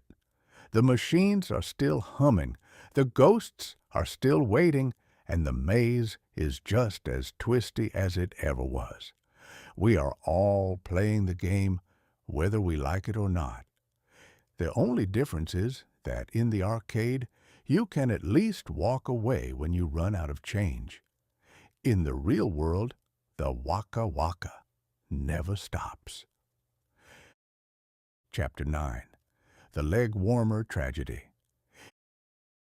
It has been said that clothes make the man. But in the year 1981, it appeared that clothes were actively trying to unmake the man, and the woman, and quite possibly the family dog, by reducing them to a state of such neon-colored absurdity that even a circus clown would have felt a twinge of professional jealousy. Since the fall of Adam, humanity has struggled to find a way to cover its nakedness without looking entirely ridiculous, and for a few centuries we were doing reasonably well. We had the toga, which was breezy, the waistcoat, which was dignified, and the denim trouser, which was practical. But then came the decade of the 80s, and with it, the most inexplicable piece of textile tomfoolery ever to emerge from a knitting machine, the leg warmer. Now, if you were to encounter a man on the street in 1881 who had wrapped his shins in two fuzzy, footless tubes of acrylic wool, you would have kindly directed him to the nearest asylum or, at the very least, offered him a blanket to cover the rest of his shivering person. But in 1981, this was not a sign of madness. It was a sign of physicality. The year was gripped by a sudden frantic urge to move. It was as if the entire American population had simultaneously realized that sitting on a porch and watching the grass grow, a noble and productive pastime for generations, was a mortal sin. We were told by a cadre of thin, shouting people on our television screens that we needed to feel the burn. This was a revolutionary concept. For most of human history, if your muscles felt like they were on fire, you stopped whatever you were doing and sent for a doctor. In 1981, you paid $15 an hour to a woman named Candy to make the fire hotter. At the vanguard of this movement was Mrs. Jane Fonda. Now, I have nothing against Mrs. Fonda. She is a woman of great spirit and even greater stamina. But she convinced the housewives of the Republic that the secret to eternal happiness was to spend 45 minutes a day flailing their limbs about in a carpeted room while listening to music that sounded like a rhythmic collision in a sheet metal factory. This was aerobics. It was a ritual of agony performed in a costume that was clearly designed by someone who had never seen a human body in a state of repose. The centerpiece of this ensemble was, of course, the leg warmer. I have spent many a long hour contemplating the physics of this garment, and I have come to the conclusion that it is the most useless piece of insulation since the screen door on a submarine. Consider, if you will, the anatomy of the leg. The part that gets cold, as any schoolboy knows, is the foot, the extremity, furthest from the heart. The part that requires support is the knee. But the leg warmer ignores the foot and the knee entirely, choosing instead to provide a cozy woolen embrace for the shin, a part of the body that consists primarily of bone, and which, to my knowledge, has never complained about a draft in the history of the world. And yet, there they were, everywhere. They came in colors that were a direct insult to the rainbow, electric lime, fuchsia that could be seen from low Earth orbit, and a shade of orange that suggested a chemical spill. Women, and a few brave, misguided men, wore them over their spandex tights, scrunched down around the ankles in a manner that made them look as though they were suffering from a very localized and colorful case of elephantiasis. Why did we do it? I suspect it was a form of tribal signaling. By wearing the leg warmer, you were announcing to the world that you were a person of action. You were saying, I may be standing in line at the grocery store buying a gallon of whole milk and a box of powdered donuts, but at any moment I could burst into a series of vigorous jumping jacks. I am prepared for the burn. It was a magnificent delusion. We had turned the simple act of existing into a performance. We had decided that if we looked like we were about to run a marathon, our hearts would somehow believe us and stop being so troublesome. But the tragedy of the leg warmer went deeper than its lack of utility. It was the gateway drug to a whole host of other fashion crimes. Once a person has accepted that it is perfectly normal to wear two fuzzy tubes on their ankles, they are capable of anything. Soon we saw the headband, a strip of terry cloth worn across the forehead that made the wearer look like a very sweaty tennis player who had lost his way to the court. Then came the leotard, a garment that fits so tightly it reveals not only your physical shape, but also your political leanings and your religious convictions. I remember walking down a street in a major city that year and seeing a woman dressed entirely in neon pink.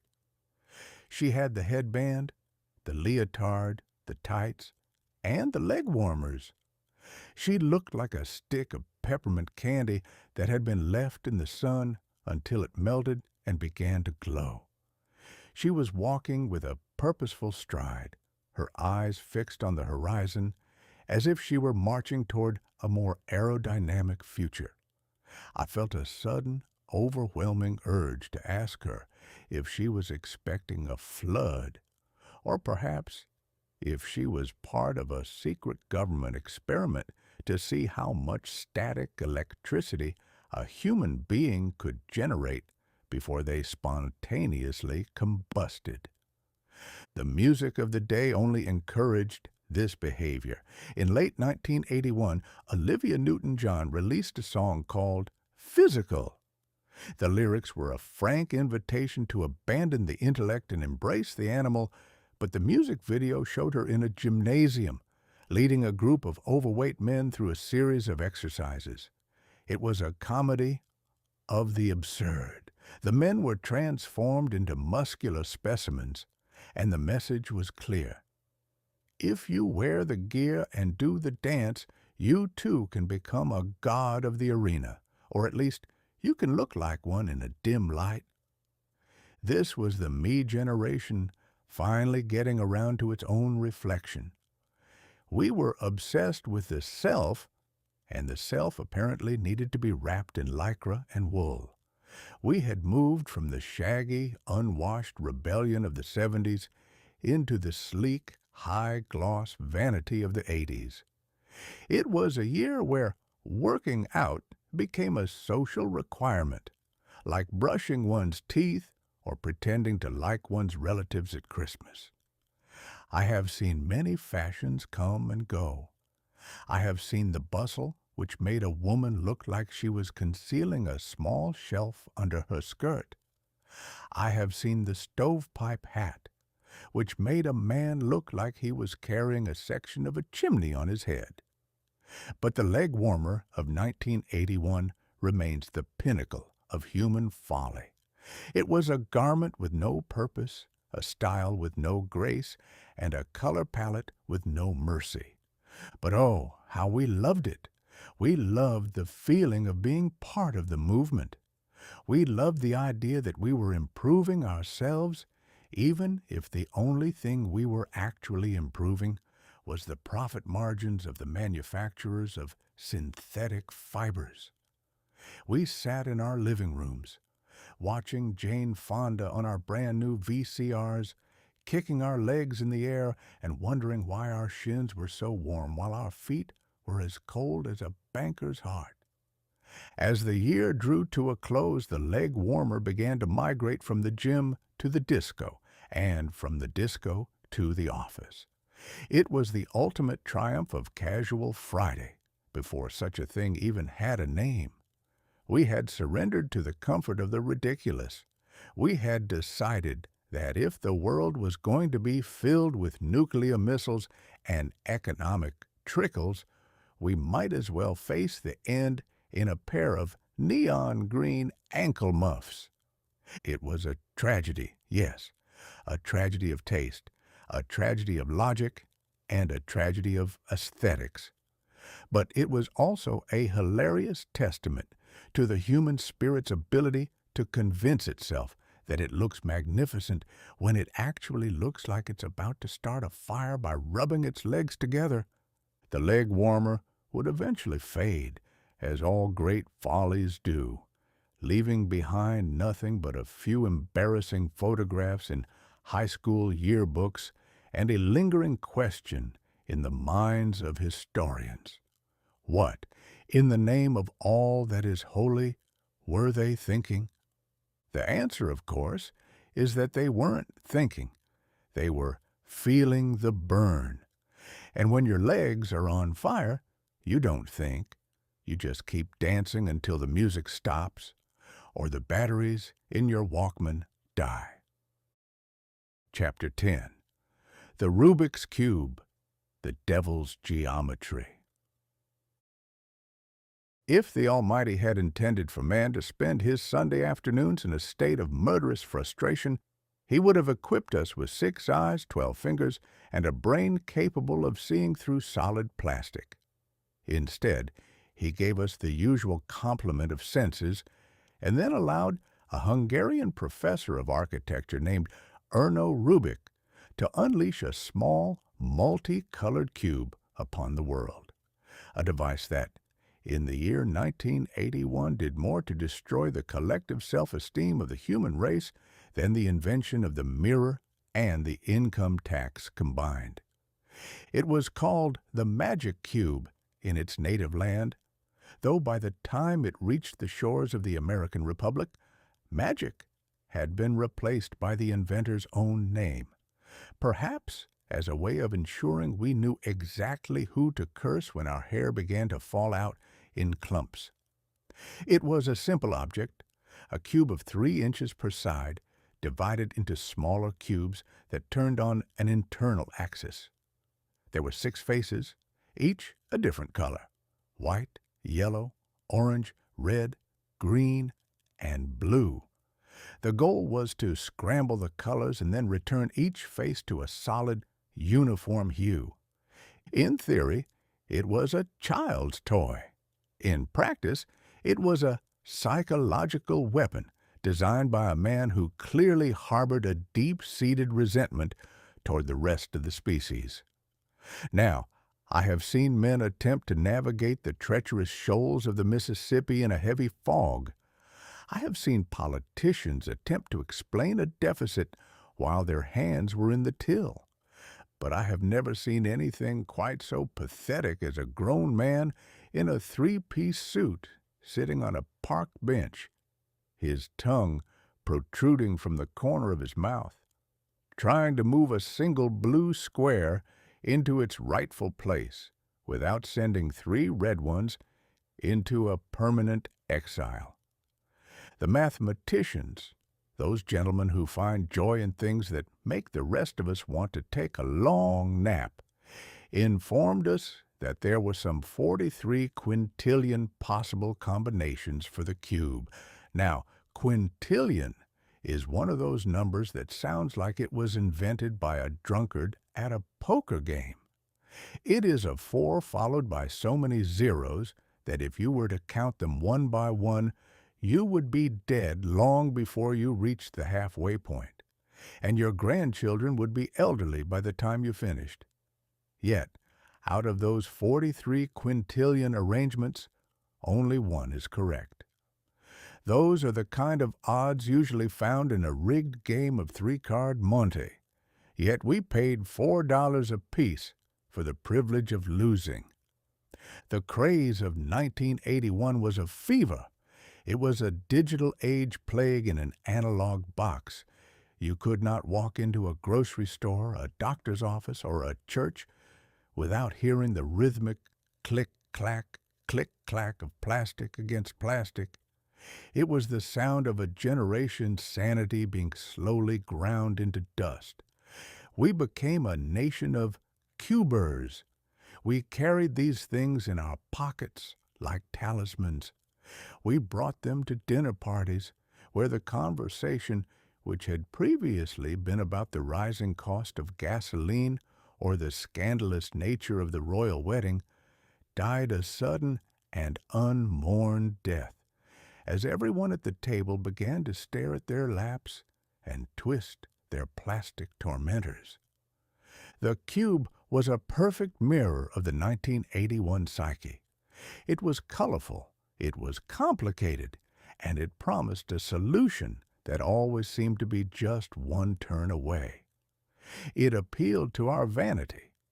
We all believed that we were the one person in the neighborhood who possessed the hidden spark of genius required to master the thing. We believed that if we just focused hard enough, the devil's geometry would surrender its secrets. And then came the children. If there is anything more galling to a man who considers himself an intellectual than a 3-inch plastic puzzle, it is a 12-year-old boy in a striped T-shirt who can solve that puzzle in under 40 seconds. I saw such a lad in a shopping mall.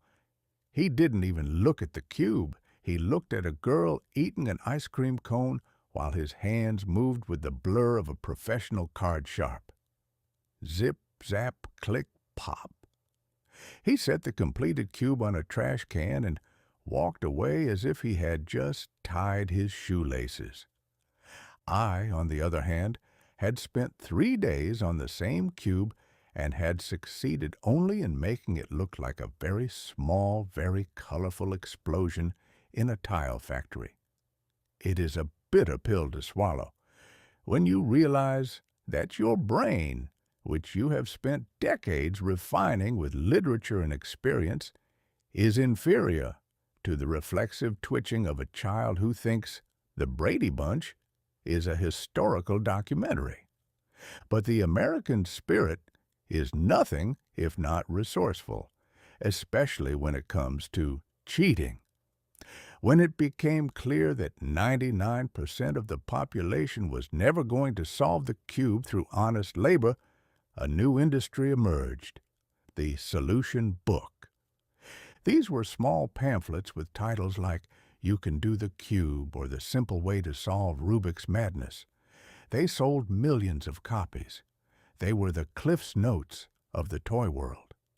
They taught us a series of algorithms, a word that sounds like a dance step, but is actually a way of moving the cube without having to understand why it works. We became like trained seals, following a series of diagrams.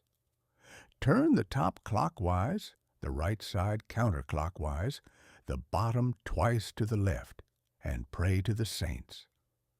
And if the book failed, there was always the ultimate 1981 solution. The screwdriver. I knew a man, a respected deacon of the church, mind you, who, after a week of sleepless nights, took a flathead screwdriver to his cube and pried it apart. He then reassembled the pieces in their correct order, snapped them back together, and spent the rest of the afternoon showing his completed masterpiece to his bewildered wife.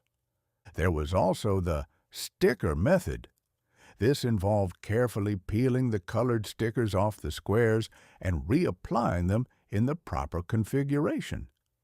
It was a tedious process, and it often left the cube looking a bit sticky and dishonest, which, come to think of it, was a fairly accurate description of the national economy at the time. We didn't solve the problem, we just rearranged the appearance of the problem until it stopped bothering us. The Rubik's Cube was the first viral sensation before we had a name for such a thing. It was a global obsession that crossed all boundaries of class and creed. It was the great leveler. Whether you were a Wall Street banker or a Missouri farmhand, the cube made an idiot out of you just the same. By the end of 1981, the fever began to break, largely because we were all exhausted. We had spent so much time staring at those 6 colors that we had forgotten what the real world looked like. The cube began to migrate from the coffee table to the bottom of the toy chest, where it would sit for the next 40 years, its colors fading, its internal axis growing stiff with disuse. But for that 1 year, it was the center of our universe. It taught us that life is not a straight line but a series of rotations. It taught us that sometimes, in order to get what you want on one side, you have to completely ruin what you've built on the other. It was a lesson in the futility of perfection and the necessity of frustration. Erno Rubik became a very wealthy man, and rightfully so. He had discovered a fundamental truth about human nature. If you give a man a problem that has no practical application, no financial reward, and no logical end, he will work on it until his eyes bleed, simply so he can say he did it. I still have a cube somewhere. I don't touch it. I keep it in a drawer as a reminder of my own limitations. Occasionally, I'll hear it rattle when I look for a pair of socks, and I'll feel a slight twitch in my fingers, a ghost of the cuber's cramp that afflicted the nation 45 years ago.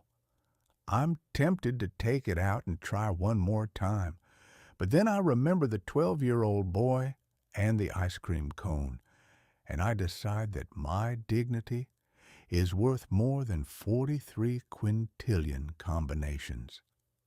We have solved the cube, or we have cheated it, or we have ignored it. But we have never quite forgotten it. It remains the perfect monument to 1981, a bright, noisy, complicated puzzle that we couldn't quite figure out, but which we couldn't stop playing with until the sun went down. Chapter 11. The Dollar That Shrunk in the Wash. Money, as a general rule, is a social fiction that we have all agreed to treat with the same gravity as the 10 Commandments, primarily because the alternative, bartering a crate of nervous chickens for a new pair of boots, is too exhausting to contemplate. In the year 1881, a silver dollar was a solid, dependable citizen. It had weight. It had a comforting ring when you dropped it on a barroom table. It was a promise kept. But by the year 1981, the American dollar had become a nervous, shifty-eyed phantom, a piece of green-tinted paper that seemed to be actively trying to escape your pocket before it lost another 3 cents of its dignity. We called this phenomenon inflation, a word that sounds like something you do to a festive balloon, but which in reality feels more like someone is slowly siphoning the marrow out of your bones while you are trying to pay for a ham sandwich. Now, the great inflation of the late 70s had leaked into 1981 like a basement flood that refused to recede. It was a time when the numbers on the price tags in the grocery store were changing faster than the weather in a Missouri spring. You could walk into a shop with $5, feeling like a man of substance, and walk out 10 minutes later with a single head of lettuce and a look of profound betrayal. A dollar bill had been through the wash of the global economy, and it had come out 3 sizes too small, yet we were expected to dress our lives in it and pretend the sleeves still reached our wrists. The experts, those gentlemen who wear spectacles and speak in the hushed, funereal tones of people who have just discovered their own pockets are empty, told us that the problem was too much money chasing too few goods. This is a magnificent bit of logic. It suggests that the American people were suffering from a surplus of wealth, which would have been news to the man trying to figure out how to put gas in his car without selling his internal organs on the black market. The price of gasoline in 1981 was a source of national hysteria. It had reached the staggering, unthinkable height of $1.30 a gallon. I remember seeing men stand at the pump watching the little mechanical numbers whirl around with the speed of a hummingbird's wings, their faces twisted in the sort of agony usually reserved for a root canal without the benefit of whiskey. We had become a nation of gas watchers. We knew the price of a gallon at the station 3 towns over, and we would drive 10 miles out of our way to save 2 cents, blissfully ignoring the fact that we had burned 4 cents worth of fuel just to get there. Man is a rational animal, except when it comes to a bargain. But the real hero, or the real villain, depending on whether you owned a bank or a mortgage, was a gentleman named Paul Volcker. Mr. Volcker was the chairman of the Federal Reserve, a man who possessed the towering height of a giant and the relentless, cigar-chomping disposition of a schoolmaster who had caught the entire world cheating on its arithmetic exam. Volcker had decided that the only way to save the dollar was to kill the economy. It was a scorched earth policy of the pocketbook. He raised interest rates to heights that made the Chrysler Building look like a bungalow. At one point, the prime rate hit 21.5%. Think of that. If you wanted to borrow $100 to buy a new suit, you had to promise to give back $121 plus your firstborn son's tricycle and a promise to name your next pet compound interest. It was the era of the loan shark government. Credit, which had been the American way of life since we decided that waiting to save up for things was for the Europeans, suddenly became a trap. Buying a house in 1981 was an act of reckless bravado. The fixed-rate mortgage became a relic of a vanished civilization, like a stone tool or a silent movie. People began talking about adjustable-rate mortgages, which is a polite way of saying that the bank reserves the right to change the terms of your surrender whenever they feel a draft in the vault. I saw a young couple looking at a modest 2-bedroom bungalow in the suburbs. They looked as though they were negotiating for the purchase of a small kingdom in the Himalayas, and they left the real estate office with the haunted expressions of survivors of a shipwreck. And what of the shrinking loaf? I mean the literal bread. In 1981, the grocery store was a place of constant low-level warfare. The manufacturers, being a clever lot, realized that if they raised the price of a candy bar too high, the public might revolt. So they practiced shrinkflation.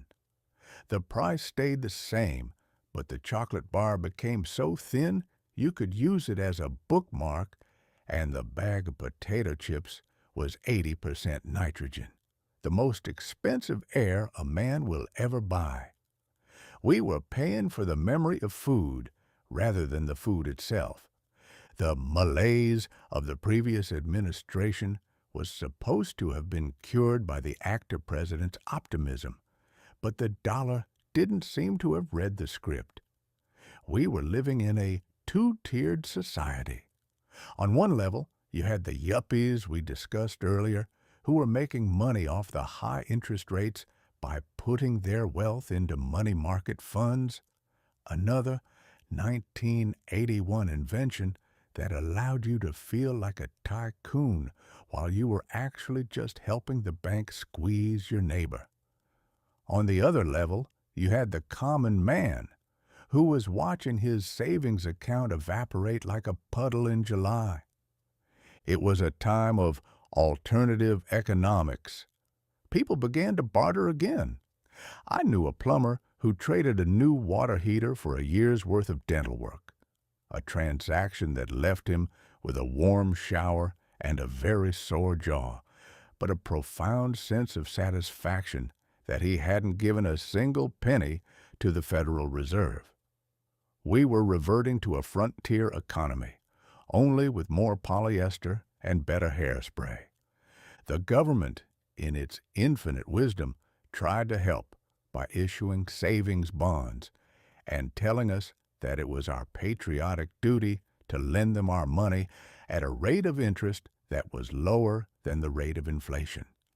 This is like a man asking to borrow your umbrella during a hurricane and promising to return it to you once the sun comes out, provided you agree to let him keep the handle. Yet, throughout all this, the American public maintained a sort of grim hilarity. We made jokes about the incredible shrinking dollar. We laughed because if we didn't, we would have to admit that the American dream was currently being held for ransom by a man with a cigar in Washington. We watched The Price is Right on television with a new kind of intensity, treating the contestants who guessed the price of a box of detergent as if they were prophets who had communed with the divine. By the end of 1981, Volcker's medicine was beginning to work, but the patient was in a coma. The inflation rate started to dip, but the unemployment rate started to climb. We had traded one demon for another. We had a dollar that was slightly more stable, but we had fewer pockets to put it in. It was the year we learned that money is not a thing you possess, but a guest that stays for a very short time and leaves without saying goodbye. We learned that a nickel was no longer a coin, but a historical curiosity, and that a dime was something you used to scratch a lottery ticket. The dollar had been through the wash, and while it was clean, it was tragically small. We looked at our shrinking paychecks and our rising bills, and we did the only thing a true American could do. We went to the arcade and spent our last few quarters trying to beat a ghost in a maze. At least in Pac-Man, you knew exactly what a quarter was worth. It was worth 3 minutes of forgetting that you couldn't afford to buy the plywood the machine was made of. The Gilded arcade was a place where the lights were bright and the music was loud. But if you looked closely at the change in your hand, you realized that the metal was getting thinner and the promises were getting shorter. 1981 was the year the dollar lost its soul and became a nomad, wandering the earth in search of a time when a man could buy a steak and still have enough left over for a tip. Chapter 12. The Cold War Chill. If there is one thing that brings the human race together, it is the shared, shivering realization that we have finally invented a way to turn the entire planet into a charred briquette in the time it takes to soft-boil an egg. By the year 1981, the grand comedy of international diplomacy had reached a stage where the two most powerful nations on earth were like two small, angry boys standing knee-deep in a pool of gasoline, one holding 3 matches and the other holding 4, each arguing that the only way to ensure the safety of the neighborhood was to acquire a 5th match. We called this the Cold War, a term that suggests a brisk, refreshing breeze, but which in practice felt like living in a perpetual state of "what was that noise?" The primary antagonists in this global melodrama were the American Republic, led by our aforementioned actor-president, and the Soviet Union, led by a gentleman named Leonid Brezhnev. Now, Mr. Brezhnev was a man whose face appeared to have been constructed entirely out of gravel and heavy-duty eyebrows. He was the quintessential Soviet bureaucrat, a man who looked as though he had never laughed at a joke that hadn't been approved by a committee of 12 grim-faced men in wool coats. He presided over a sprawling empire of gray concrete and long lines for bread. Yet he was convinced that the rest of the world was secretly dying to adopt his particular brand of joyless efficiency. The year 1981 saw a chill descend upon this relationship that made a Siberian winter look like a tropical vacation.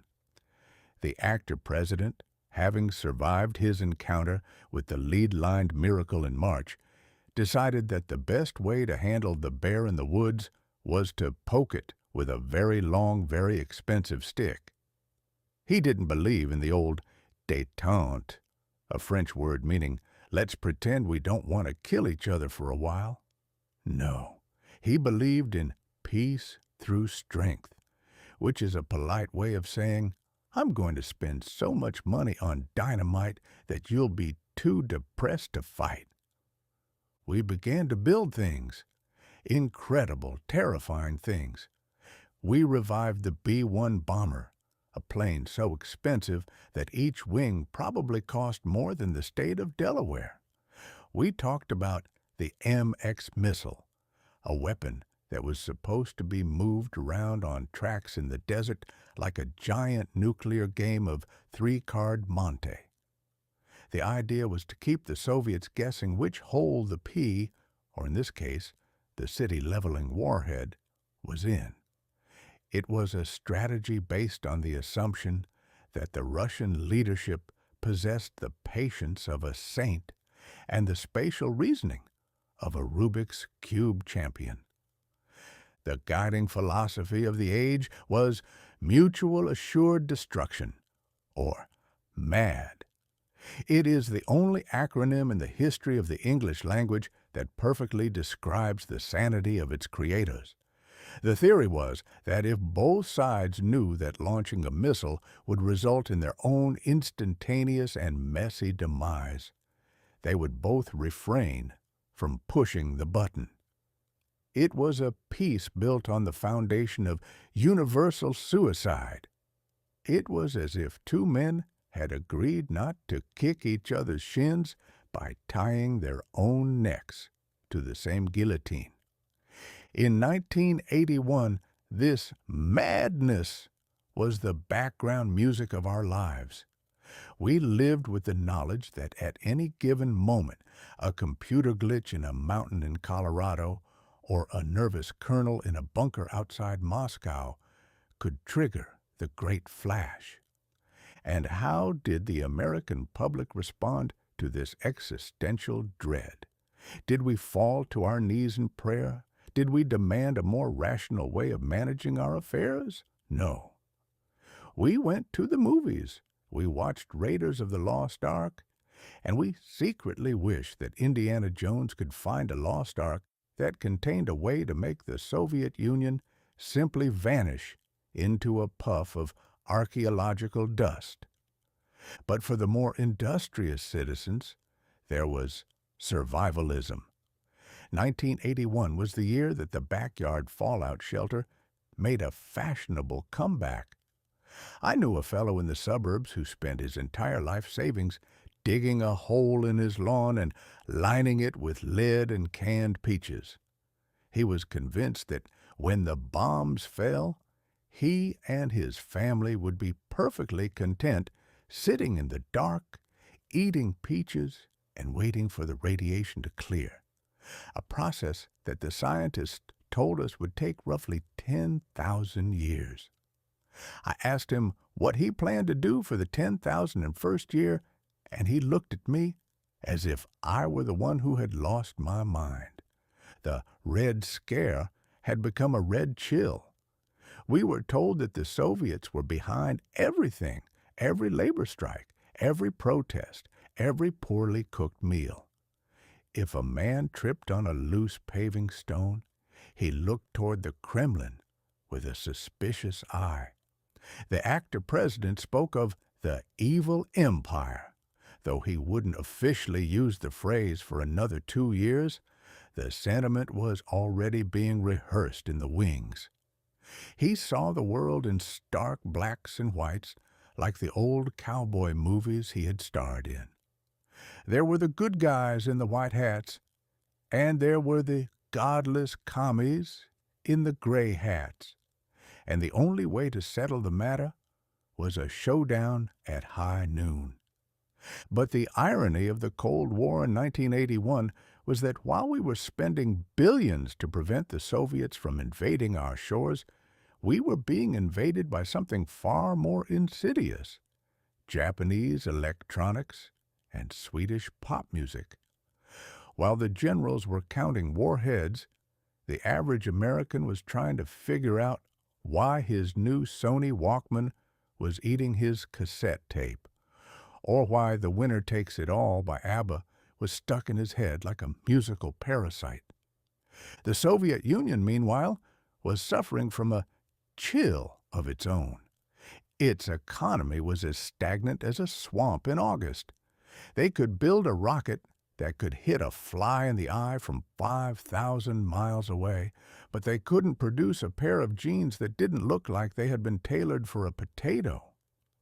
The young people of Moscow were willing to trade their souls and a month's worth of vodka for a pair of Levi's and a smuggled Michael Jackson record. The great struggle between capitalism and communism was being won not by the MX missile, but by the department store and the record player. But we didn't see that yet. In 1981, we only saw the gaps: the missile gap, the spending gap, and the window of vulnerability. We were told that the Russians were 10 feet tall and lived on a diet of pure ambition and plutonium. We were told that we were falling behind, and that the only way to catch up was to tighten our belts and give the Pentagon enough money to buy the moon and pave it over with concrete. It was a strange, schizophrenic time. On the television, we saw the president smiling and telling jokes about his recovery, while in the newspapers we saw maps of blast radii that showed exactly how much of our hometown would be vaporized in the first 30 seconds of a nuclear exchange. We were living in a gilded arcade where the ultimate prize was the chance to not be incinerated. I remember seeing a civil defense film from that era. It was a masterpiece of unintentional comedy. It suggested that if you saw a nuclear flash, you should duck and cover. You were supposed to dive under your desk or lean against a wall and cover your head with your hands. Now, I have seen the effects of a common firecracker on a tin can, and I suspect that putting your hands over your head when a 40-megaton hydrogen bomb goes off is about as effective as using a laced doily to stop a locomotive. But it gave people something to do. It provided the illusion of control in a world that had spiraled out of all human governance. The Cold War chill of 1981 was the ultimate test of the American character. We had to be terrified enough to pay the taxes for the missiles, but not so terrified that we stopped buying the new VCRs and the neon-colored leg warmers. We had to believe that the world was on the brink of disaster, while simultaneously believing that it was morning in America. It was a balancing act that would have made a tightrope walker dizzy. We were a nation of optimists living in a bunker. We were a people who believed in the future, even as we were busy calculating how many cans of tuna we would need to survive the end of it, and at the center of it all was the actor. He played the part of the brave leader with such conviction that we almost forgot that he was just as mortal as the rest of us. He made the Cold War feel like a drama we could win if we just stayed in our seats and cheered for the hero. He turned the great flash into a minor plot point that would surely be resolved before the final credits. As the year turned toward its end, the chill remained. The missiles were still in their silos, the bear was still in the woods, and the peaches were still in the basement. We had survived another year of the long peace, which is the name historians give to a time when everyone is too scared to start a war. It was a piece of the grave, perhaps, but it was the only one we had, and we guarded it with a ferocity that was as hilarious as it was heartbreaking. Chapter 13. Jane Fonda and the Ritual of Agony. It has been my observation, gathered over a lifetime of watching the human race try to outsmart its own shadow, that whenever a man or a woman finds themselves with too much leisure time and a surplus of disposable income, they will invariably invent a new and inventive way to be miserable. In the year 1881, if a person wanted to experience the sensation of their lungs bursting and their muscles being pulled like taffy on a hook, they would go out and find a job in a coal mine or attempt to move a piano up a flight of narrow stairs. It was called work, and the primary goal was to finish it as quickly as possible so that one might return to the noble and God-given state of sitting perfectly still on a porch. But by the year 1981, the American people had decided that the porch was a den of iniquity, and that the only path to salvation lay through a ritual of self-inflicted torture we called the workout. The high priestess of this new religion was a lady named Jane Fonda. Now, Mrs. Fonda was a woman of many parts, an actress of considerable talent, a political firebrand who had once caused the government to break out in a nervous rash, and eventually the woman who convinced every housewife from Maine to Monterey that their primary duty to the Republic was to look magnificent in a piece of shiny, skin-tight plastic. She released a book, and later a video recording, that became the new scripture. It was not a book of poems or a collection of wise sayings. It was a manual for the systematic dismantling of one's own dignity. The central dogma of this faith was encapsulated in 4 words that would have made my grandfather reach for his shotgun. No pain, no gain. Consider the logic of that statement for a moment.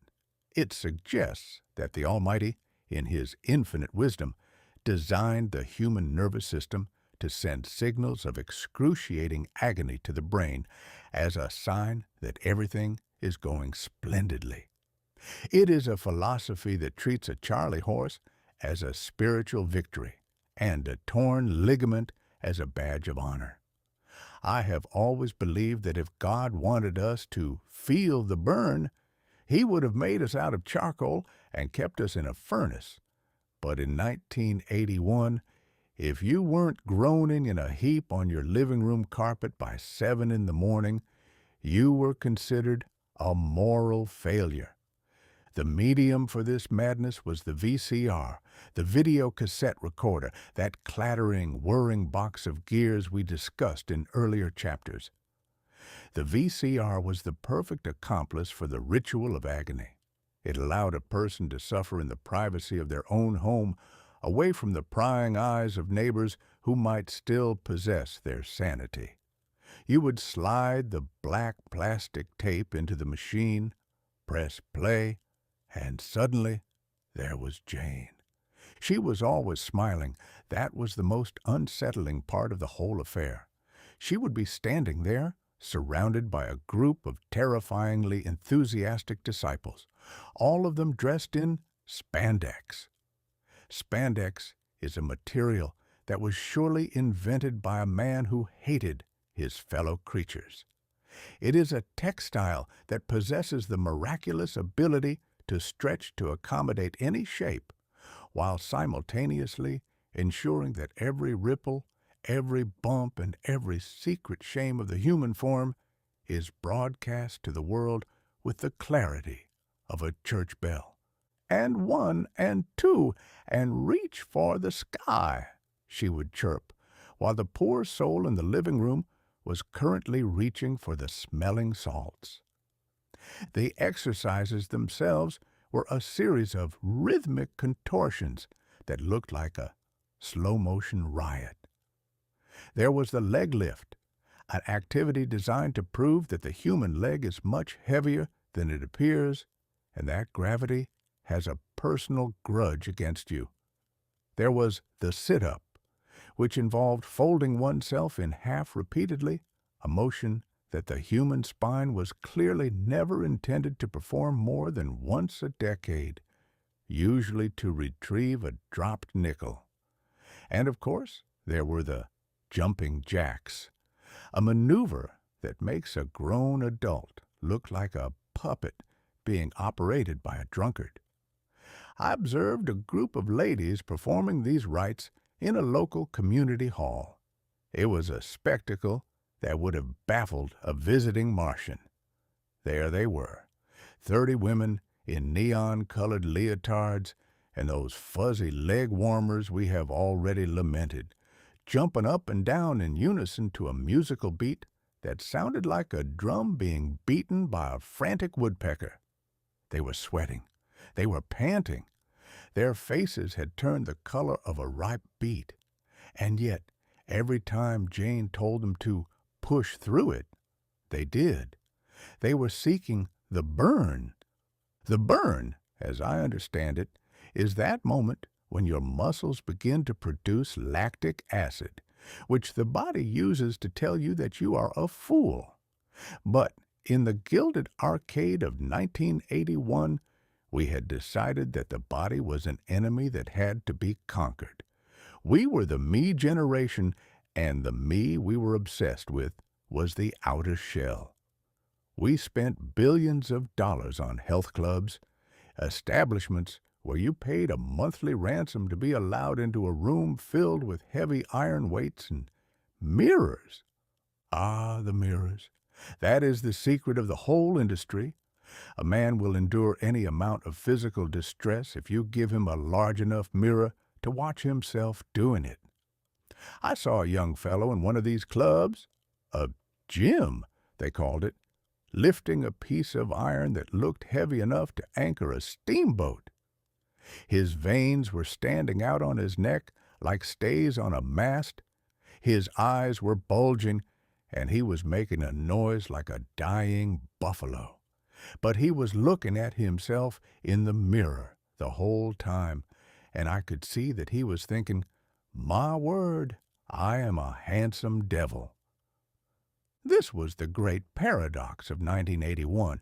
We were terrified of the Soviet missiles. We were worried about the shrinking dollar, and we were confused by the personal computer. So what did we do? We turned inward. We decided that if we couldn't control the world, we could at least control the circumference of our waists.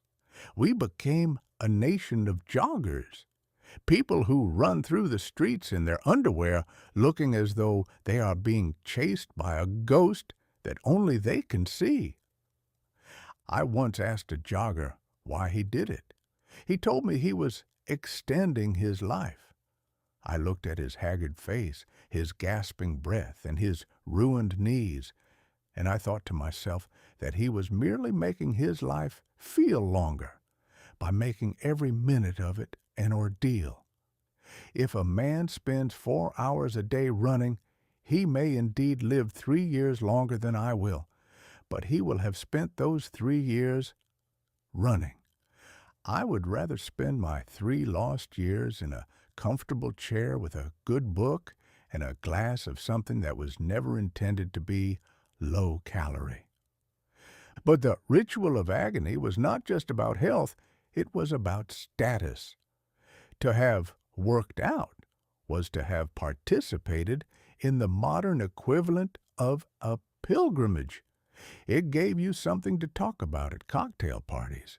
You could complain about your glutes or your lats, terms for muscles that I am certain were only invented in 1980 to give people more things to worry about. Jane Fonda eventually built an empire on this misery.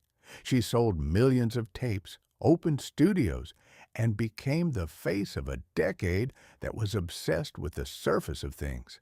She taught us that beauty was a matter of willpower, and that if you weren't beautiful, it was simply because you were lazy. It was a hard-hearted philosophy, perfectly suited to the supply-side economics of the day. As the year 1981 drew to a close, the burn had become a national obsession. We were a people who believed that we could sweat our way to happiness. We believed that if we just did enough leg lifts, the world would stop being so complicated. We were wrong, of course. The world remained complicated. The missiles stayed in their silos, and the dollar continued to shrink. But at least we looked better in our spandex while we worried about it.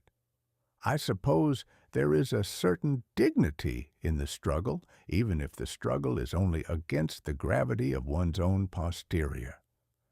But as for me, I shall remain a heretic.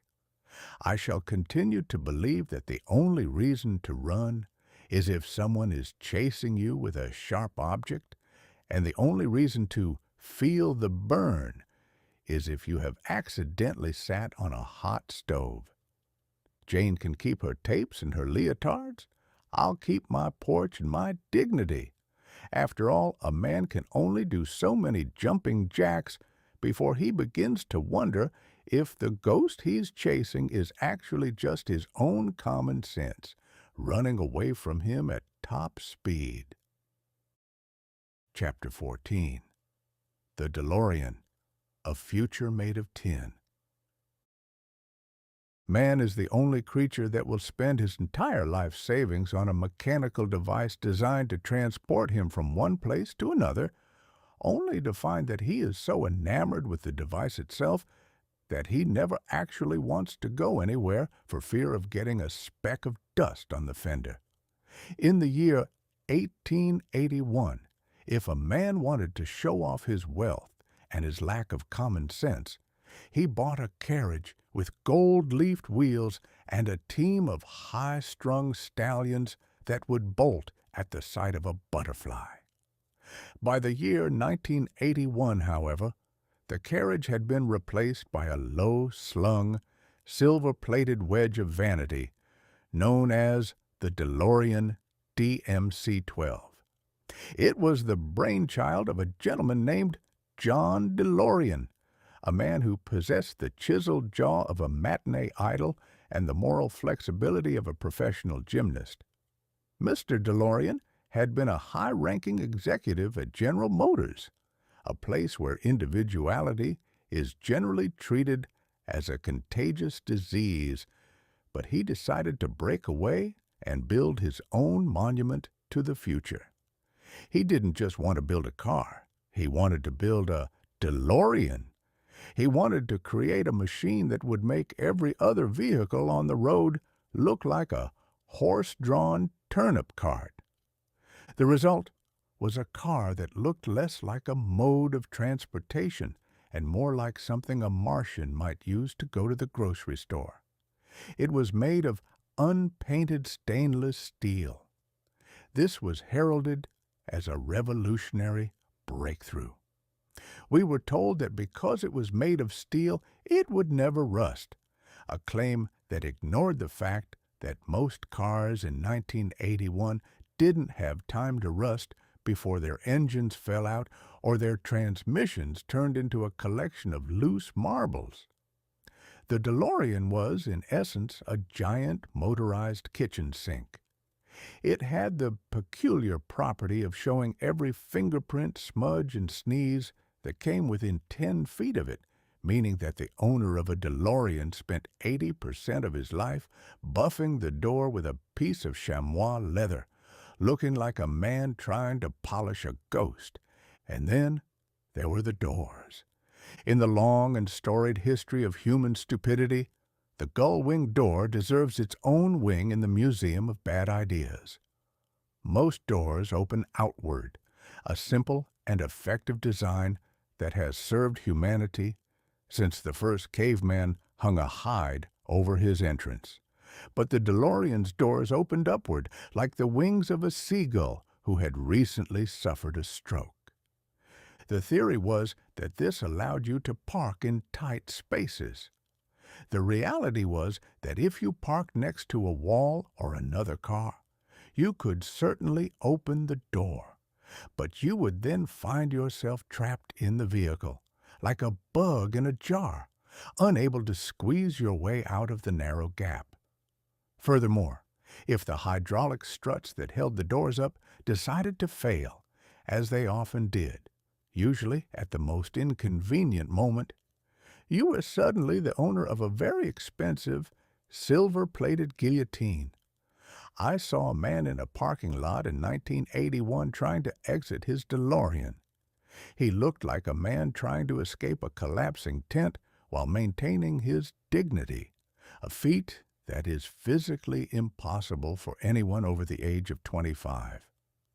But the real comedy was under the hood, or rather in the back, for the engine was located in the rear, presumably so it could hide its shame. To look at a DeLorean was to see a tiger. To drive a DeLorean was to find out the tiger had been replaced by a particularly lethargic house cat with a heavy cold. The car was powered by a V6 engine developed by the French and the Swedes, a collaboration that suggests a certain lack of urgency from the outset. It produced a staggering 130 horsepower. To put that in perspective, a determined mule with a good breakfast could probably have given it a run for its money on a steep hill. We were promised a car that would reach for the stars. What we got was a car that struggled to reach the speed limit. It was the ultimate 1981 metaphor: all style, no substance, and a price tag that would make a king blink. It cost $25,000, which in 1981 was enough to buy a very nice house in a town where the neighbors didn't point and laugh at your car. John DeLorean, ever the showman, decided that the best place to build this future of America was in Northern Ireland, a place that was currently occupied by a great deal of political unrest and a population that had many skills, but very few of which involved the assembly of stainless steel sports cars. He convinced the British government to give him millions of pounds in subsidies, promising to bring jobs and prosperity to a troubled land. It was a noble sentiment, but building a high-tech car factory in the middle of a conflict is like trying to perform a delicate brain surgery in the middle of a stampede. It's an interesting experiment, but the results are likely to be messy. The factory was a disaster. The cars were built with a level of craftsmanship that suggested the workers were primarily concerned with whether their lunch would be interrupted by a riot. The first batch of DeLoreans arrived in America with doors that didn't fit, electrical systems that acted like they were possessed by the spirit of a confused lightning bolt, and a general aura of, "Please don't drive me over 30 miles per hour." As the year 1981 progressed, the dream began to sour. The Gilded arcade was running out of quarters. The recession we discussed in previous chapters meant that there weren't many people who had $25,000 to spend on a shiny kitchen sink that couldn't beat a Buick in a drag race. DeLoreans began to pile up on the docks, their stainless steel skins gathering dust and the cynical comments of passers-by. John DeLorean, facing the collapse of his empire and the wrath of the British government, did what any desperate man in 1981 would do. He allegedly got involved in a business venture involving a great deal of white powder that wasn't sugar. Now, the law eventually found him not guilty on the grounds of entrapment, but the damage was done. The man who had promised us the future was caught on tape looking at a suitcase full of cocaine and calling it as good as gold. It was the final act of the play. The company went bankrupt, the factory closed, and the DeLorean DMC-12 became a punchline. It was a car that had promised us the year 2000 and delivered us a headache in 1982. And yet, there is a strange postscript to this tale. A few years later, a movie called Back to the Future would feature the car as a time machine, suggesting that the only way to make a DeLorean actually go fast enough to be interesting was to bolt a nuclear reactor to the back of it and drive it through a bolt of lightning. The movie turned the car into an icon, but it couldn't change the fact that in the real world of 1981, the only place a DeLorean could take you was to the nearest mechanic, provided you could get the door open to get out. The DeLorean was the quintessential 1981 folly. It was a monument to the ego of one man and the gullibility of a public that wanted to believe that if something looked like the future, it must be better than the present. We were enamored with the shine, the wings, and the stainless steel promise of a life without rust. We forgot that a car, like a man, is judged not by the brightness of his skin, but by the strength of his heart. And the DeLorean's heart was a weak, wheezing thing that couldn't keep up with its own reflection. A man who builds a car of stainless steel is a man who understands the vanity of the world. He knows we would rather look at ourselves in the fender than actually arrive at our destination. I still see a DeLorean occasionally, usually at a car show, where it is surrounded by a small crowd of people who are too young to remember the white powder scandal and too old to know how to use a smartphone. They look at the gull-winged doors with a sense of awe, and I feel a twinge of the old 1981 cynicism rising in my throat. I want to tell them that the future isn't made of tin, and that if you want to travel through time, you're better off with a good book and a comfortable chair. But I hold my peace. After all, every generation needs its silver-plated delusions. The year 1981 gave us ours, and we paid for them in full, one $25,000 installment at a time. Chapter 15. The Soap Opera Fever. Silk Pajamas and Gilded Tears. It has been said that the only thing more satisfying than succeeding in life is watching a person who is significantly richer than you fail in a way that involves expensive furniture and a great deal of shouting. This is a fundamental truth of the human spirit, a small, dark ember of spite that the Almighty planted in our bosoms to keep us entertained when the harvest fails or the local bank goes bust. In the year 1881, we satisfied this urge by reading the scandal sheets or listening to the village gossip recount how the local squire had been found in a compromising position with a barmaid and a jar of pickled onions. But by the year 1981, we had found a way to professionalize this voyeurism and broadcast it into every home in the Republic. We called it the Primetime Soap Opera. The primary vessels for this national obsession were two programs of such prodigious vanity and magnificent absurdity that they made the court of Louis XIV look like a quiet gathering of Quakers. I refer, of course, to Dallas and Dynasty.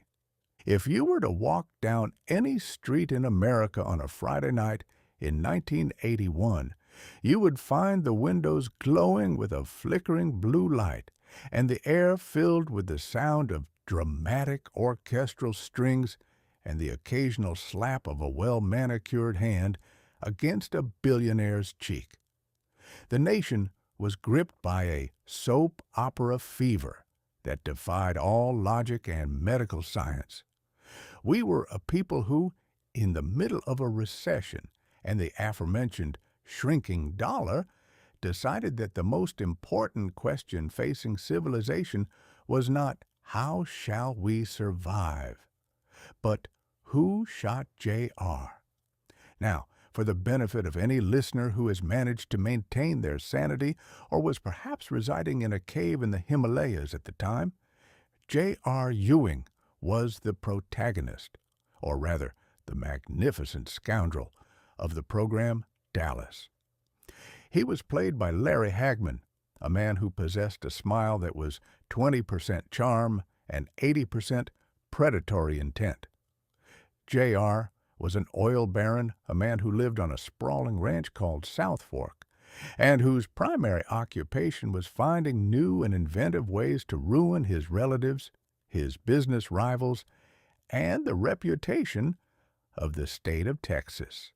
The Who Shot J.R. craze was a masterpiece of marketing and a monument to the gullibility of the human race. At the end of the previous season, J.R. had been shot by an unknown assailant, and for months the entire world, and I do mean the entire world, speculated on the identity of the culprit. People in London were placing bets on it. People in Tokyo were discussing it over tea. Even the Queen of England was said to have inquired about the matter. It was the first truly global electronic event of its kind. When the answer was finally revealed in late 1980 and the fallout spilled into 1981, it was discovered that the shooter was his sister-in-law and mistress, Kristen Shepherd. The resolution of the plot was almost irrelevant. What mattered was the spectacle. We had spent months obsessed with the fate of a fictional villain, a man who represented everything that was wrong with the gilded arcade of the 80s. J.R. was greed personified. He was the supply-side philosopher with a 10-gallon hat and a bourbon in his hand. And we loved him for it. We loved him because he did the things we were too polite or too poor to do.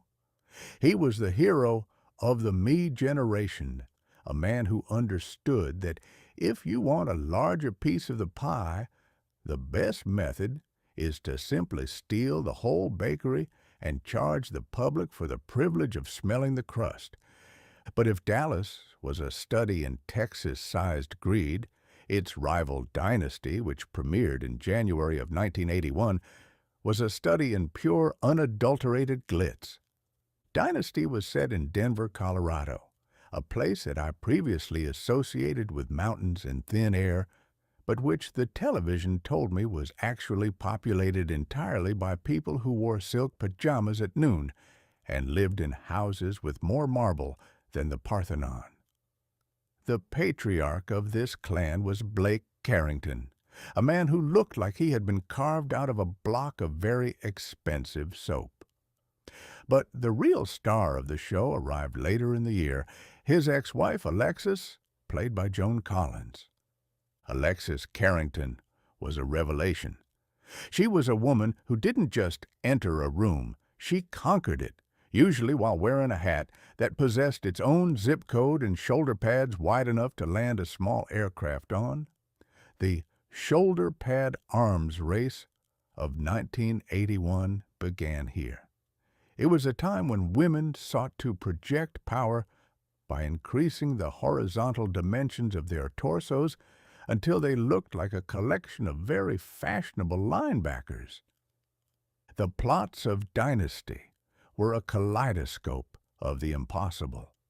In any given week, someone was being kidnapped by aliens, suffering from a very convenient case of amnesia, discovering they had a long-lost twin who lived in a basement, or getting into a physical altercation in a lily pond. Ah, the cat fight. This was the pinnacle of the Dynasty experience. Two women, dressed in gowns that cost more than a schoolhouse in Missouri, would fall into a swimming pool or a decorative fountain and attempt to drown one another while shouting insults about their respective pedigrees. It was a spectacle of such profound silliness that it would have made a burlesque show look like a funeral service. But why did we watch? Why did a nation of sensible, hard-working people spend its evenings mesmerized by the gilded tears of these fictional plutocrats? I suspect it was a form of emotional tourism. In 1981, the average American was worried about his mortgage, his gas bill, and the possibility of a nuclear exchange with the Soviet Union. His own problems were drab and persistent, but the problems of the Ewings and the Carringtons were spectacular. They didn't worry about the price of eggs. They worried about whether their private jet had the right vintage of champagne or whether their secret half-brother was trying to seize control of their oil empire. Their suffering was decorated with diamonds and set to a dramatic soundtrack. It was a relief to watch someone cry in a mansion. It made our own tears shed in a modest ranch house with a leaky roof feel somehow less lonely. The soap opera also provided a sense of community through contempt. You could go to work on Monday morning and spend your coffee break discussing how much you hated Alexis, or how J.R. had finally met his match. It was a shared language. We were all participating in a grand electronic masquerade. We were pretending that the lives of these people mattered, when in reality they were just puppets designed to sell us laundry detergent and luxury cars. The Gilded soap of 1981 reflected the values of the decade with uncomfortable accuracy. It was an era of more hair, more diamonds, more drama, and more shoulder pads. We were no longer interested in the quiet, stoic virtues of the past. We wanted the big scene. We wanted the revelation. We wanted a world where every conversation was a negotiation and every look was a threat. I remember talking to a lady who was a devotee of these programs.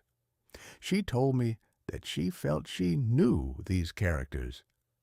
She spoke of Sue Ellen Ewing's drinking problem with the same gravity she might use for a sick aunt. I tried to point out that Sue Ellen was, in fact, an actress who was likely very sober and very wealthy, but the lady would have none of it. To her, the television was not a box of light. It was a window into a better, or at least a more interesting, world. That was the true fever of 1981. We had lost the ability to distinguish between the performance and the reality. The actor-president was in the White House, and the soap stars were in the living room, and the whole country felt like it was being filmed in Technicolor and stereo.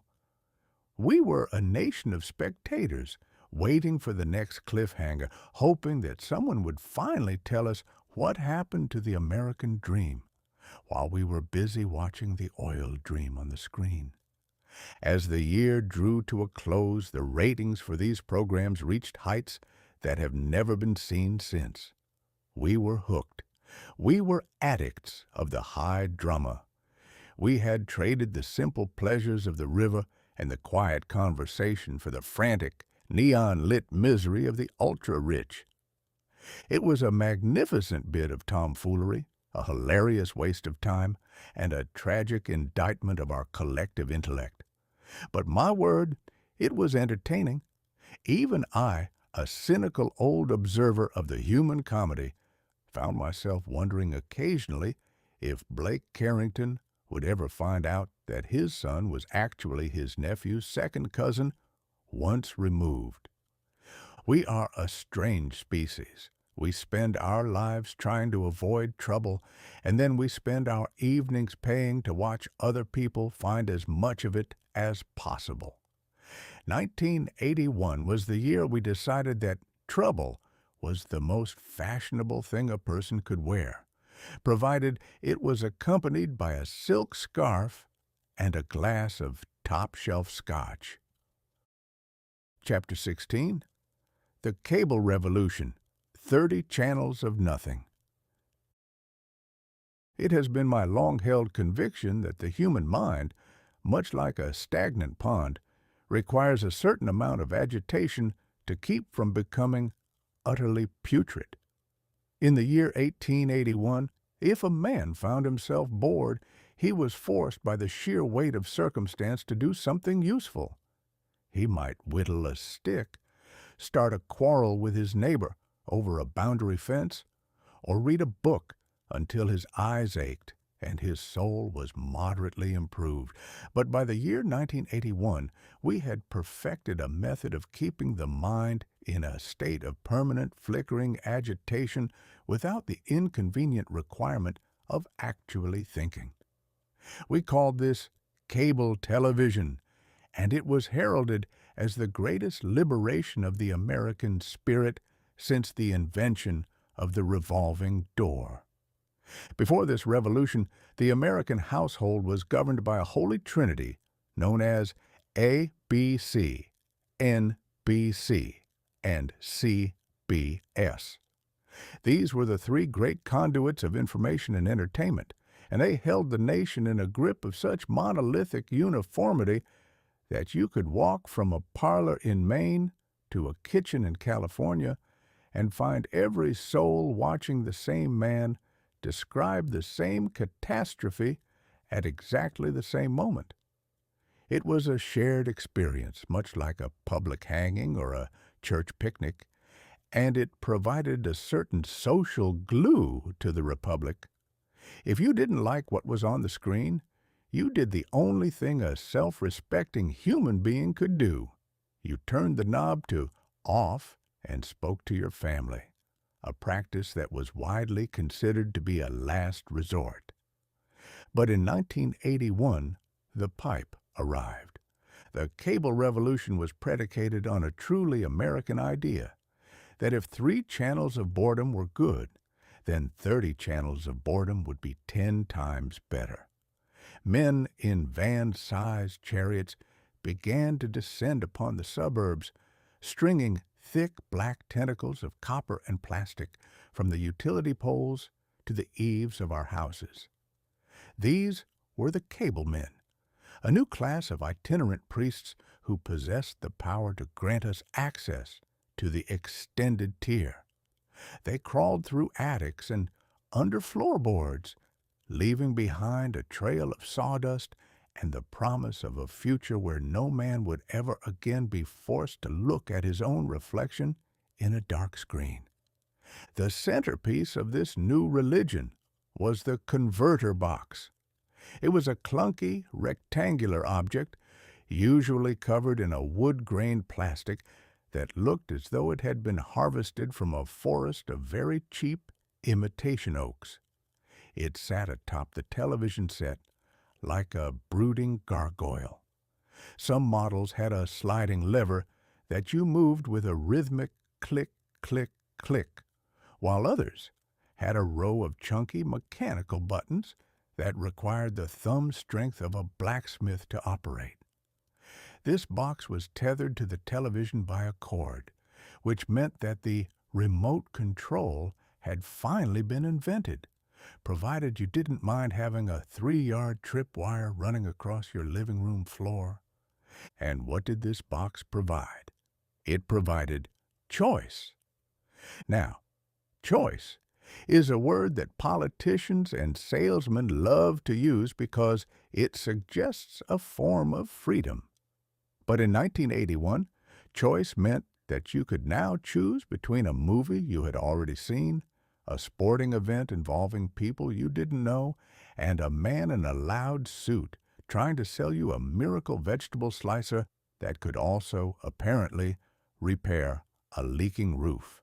One of the most remarkable additions to the American landscape was CNN, the cable news network. It was the brainchild of a gentleman from Atlanta named Ted Turner, a man often referred to as the Mouth of the South, a title that I suspect he wore with the same quiet humility a peacock wears its tail. Mr. Turner decided that the news should not be a 30-minute summary of the day's follies, but a 24-hour-a-day, never-ending torrent of global anxiety. This was a radical departure from the laws of nature in my day. If nothing happened, the newspapers simply didn't report anything, or they filled the space with a poem about a cow. But CNN operated on the principle that something is always happening, and if it isn't, we must talk about the fact that it might happen until it finally does. We became a nation of news addicts, sitting in our armchairs and watching a blue screen for hours, waiting for a breaking news bulletin that usually informed us that it was raining in Brussels, or that a minor celebrity had been seen eating a sandwich in a suspicious manner. Then there was ESPN. This was a channel dedicated entirely to sports. Before 1981, sports were things that happened on Saturday afternoons or during the summer. But ESPN discovered that there is a certain type of man who will watch anything involving a ball, a stick, or a motorized vehicle, no matter the time of day or the significance of the event. Suddenly, we were being treated to the spectacle of professional Australian rules football at 3 o'clock on a Tuesday morning, or a championship billiards match from a bowling alley in New Jersey. We learned more about the statistics of backup catchers and the aerodynamics of frisbees than any sane person has a right to know. And let us not forget HBO, the home box office. This was the ultimate status symbol of the Gilded arcade. If you had the premium channel, you were a person of substance. HBO promised uncut, commercial-free movies, which sounded like a blessing from the heavens. However, the reality was that HBO appeared to own the rights to exactly 4 movies at any given time.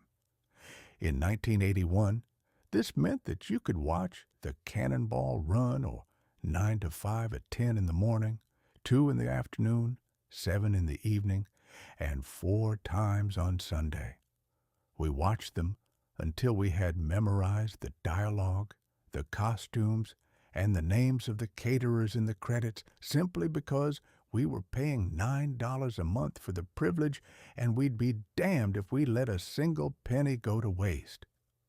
The effect of this revolution on the American character was profound, and I dare say, a bit alarming.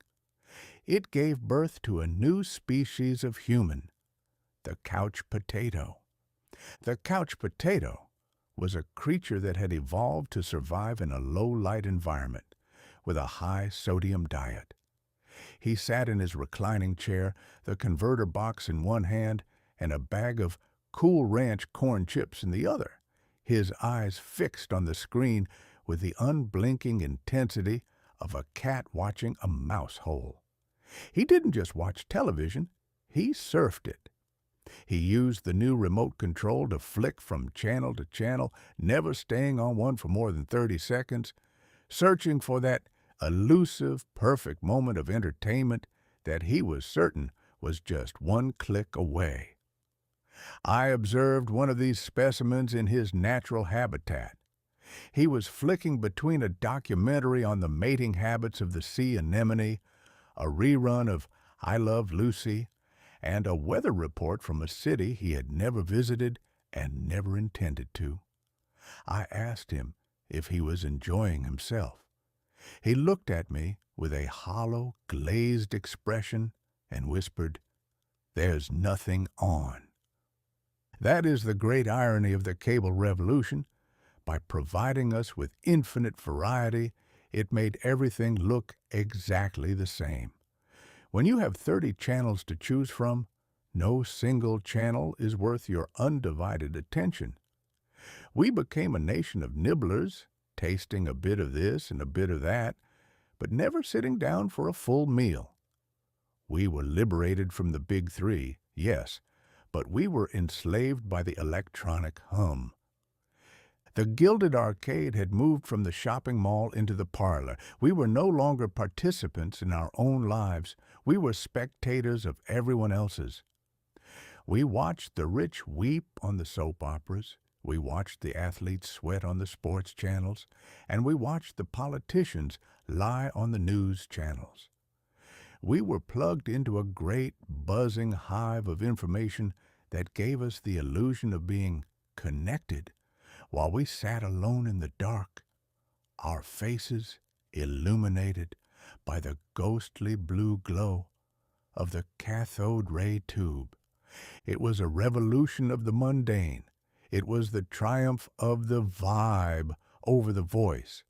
And yet, we couldn't get enough of it. We demanded more channels, more boxes, more cords, and more news. We wanted the Weather Channel, so we could watch a map of the country turn purple and red while a lady in a blazer told us it was partly cloudy. We wanted the Movie Channel, so we could watch the Cannonball Run for the 15th time. By the end of 1981, the cable revolution was complete. The Holy Trinity had been overthrown by a pantheon of lesser gods with names like USA, Nickelodeon, and Showtime. The American living room had been transformed into a control center for the management of boredom. We were ready for the future, a future where we would have 500 channels of nothing, and a machine that could record it all so we could ignore it later at our convenience. It was a hilarious spectacle of human restlessness. We had built a bridge to everywhere, only to find that once we got there, we really just wanted to see if there was anything better playing on the other side of the bridge. Chapter 17. The Synthesizer, a Piano with a Head Cold.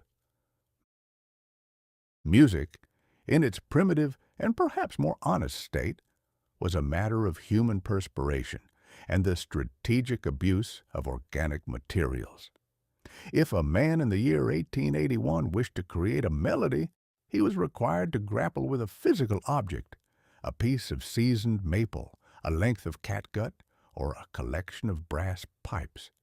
He had to blow, scrape, or thump until the air vibrated with a sound that was as imperfect and soulful as the man himself. There was a dignity in the struggle. If a violinist hit a sour note, you knew it was because he was tired, or perhaps because he had been overserved at the local tavern. The music was alive, which is to say, it was constantly on the verge of falling apart. But by the year 1981, we had decided that the human element was a nuisance that could be efficiently bypassed by a circuit board. We introduced the synthesizer to the mass market, and in doing so, we gave the world a piano with a permanent head cold, a machine that didn't just play notes, but sneezed, wheezed, and chirped them through a speaker with the clinical indifference of a bank's automated teller. The synthesizer was not a new invention, of course. Men had been tinkering with electronic noise since the days when the light bulb was considered a miracle. But 1981 was the year the bleep and the bloop became the official soundtrack of the American Republic. We were no longer interested in the warmth of a guitar or the resonance of a cello. We wanted the future, and apparently the future sounded like a refrigerator that had suddenly discovered it possessed a 3-octave range and a desire to be famous.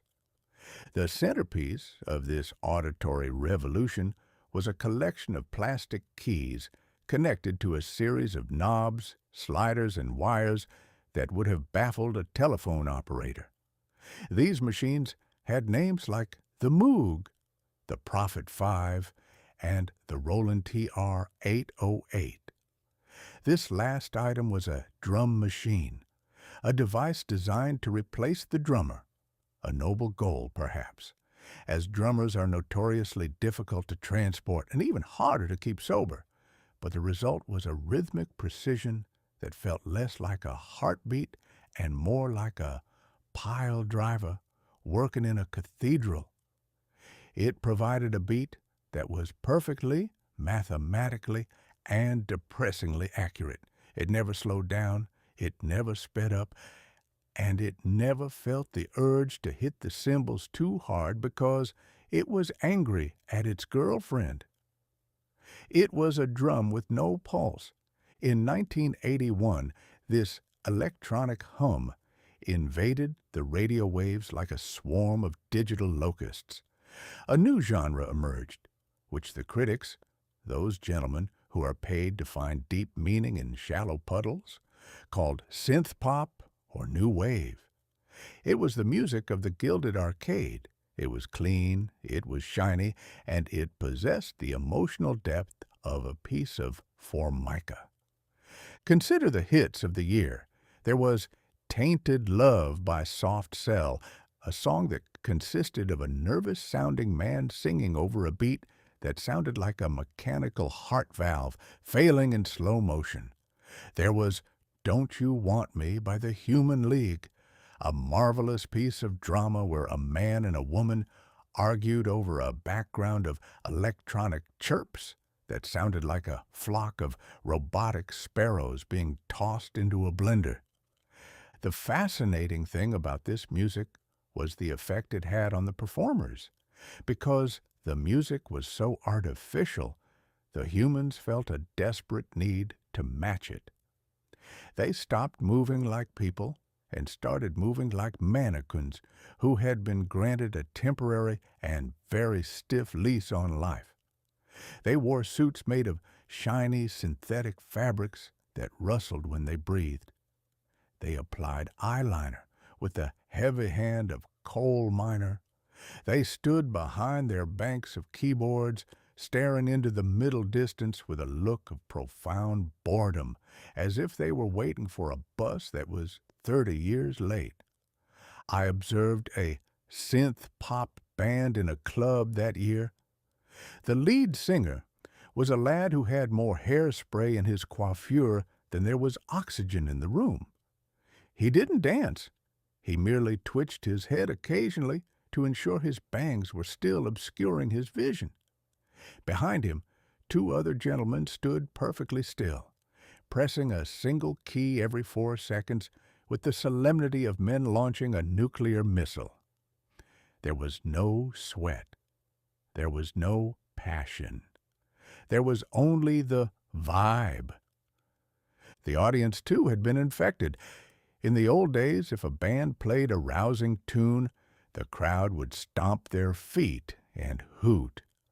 But in 1981, the crowd performed a ritual called the robot. They stood in one spot, moved their arms in 90-degree angles, and tried to look as though they had been manufactured in a factory in West Germany. It was a spectacle of collective self-alienation that would have made a philosopher weep. Yet we called it modernity. Why did we embrace this piano with a head cold?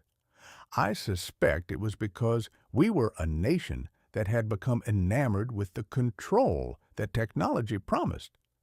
A violin is a temperamental beast. It reacts to the humidity, the temperature, and the mood of the player. But a synthesizer is a loyal servant. You press a button, and it produces exactly the same bleep every single time, whether you are in a basement in London or a stadium in New York. It provided a sense of certainty in an uncertain world. We might not have been able to control the inflation or the Soviet Union, but by heaven, we could control the exact waveform of a C-sharp. But there is a price to be paid for such certainty. When you remove the human error from music, you also remove the human beauty. The synthesizer of 1981 could mimic a flute, but it couldn't mimic the sound of a flute player's breath. It could mimic a trumpet, but it couldn't mimic the slight, glorious crack in the note when the player reaches for a high G and almost misses.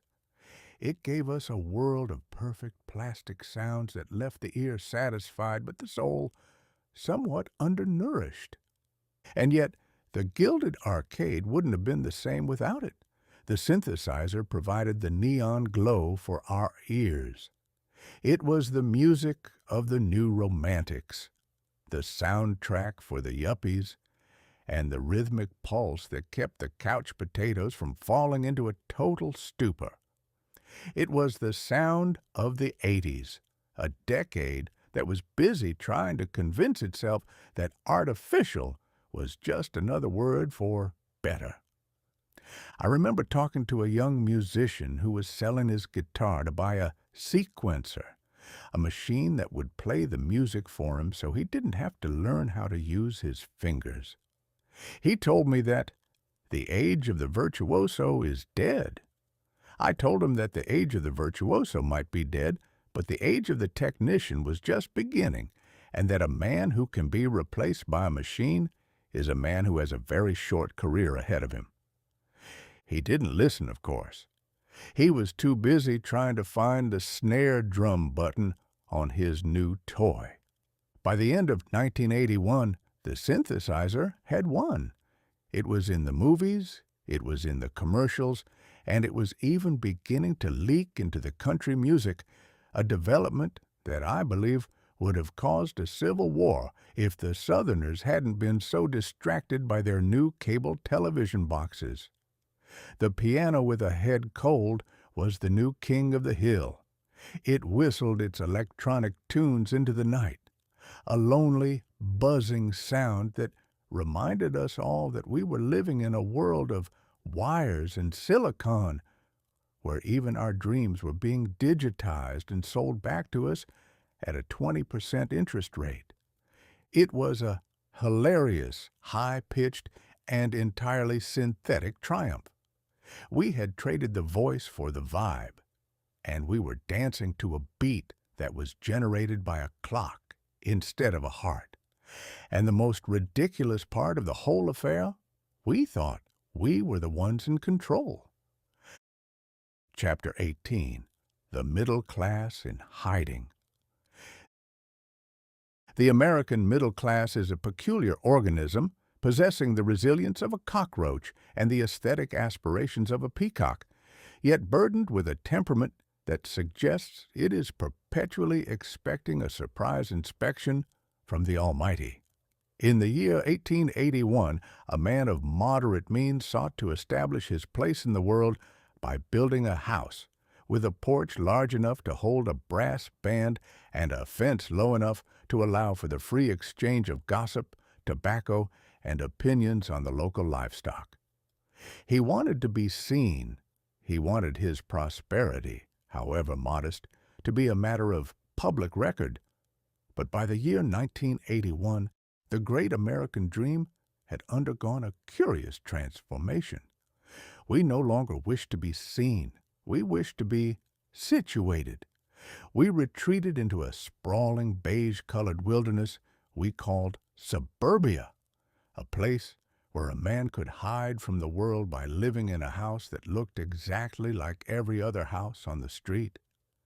This was the era of the planned community, a phrase that suggests a level of divine foresight, but which in reality described a square mile of former cornfield that had been scraped flat and repopulated with three-bedroom colonials that had never seen a colony and Tudors that would have made King Henry VIII call for the executioner.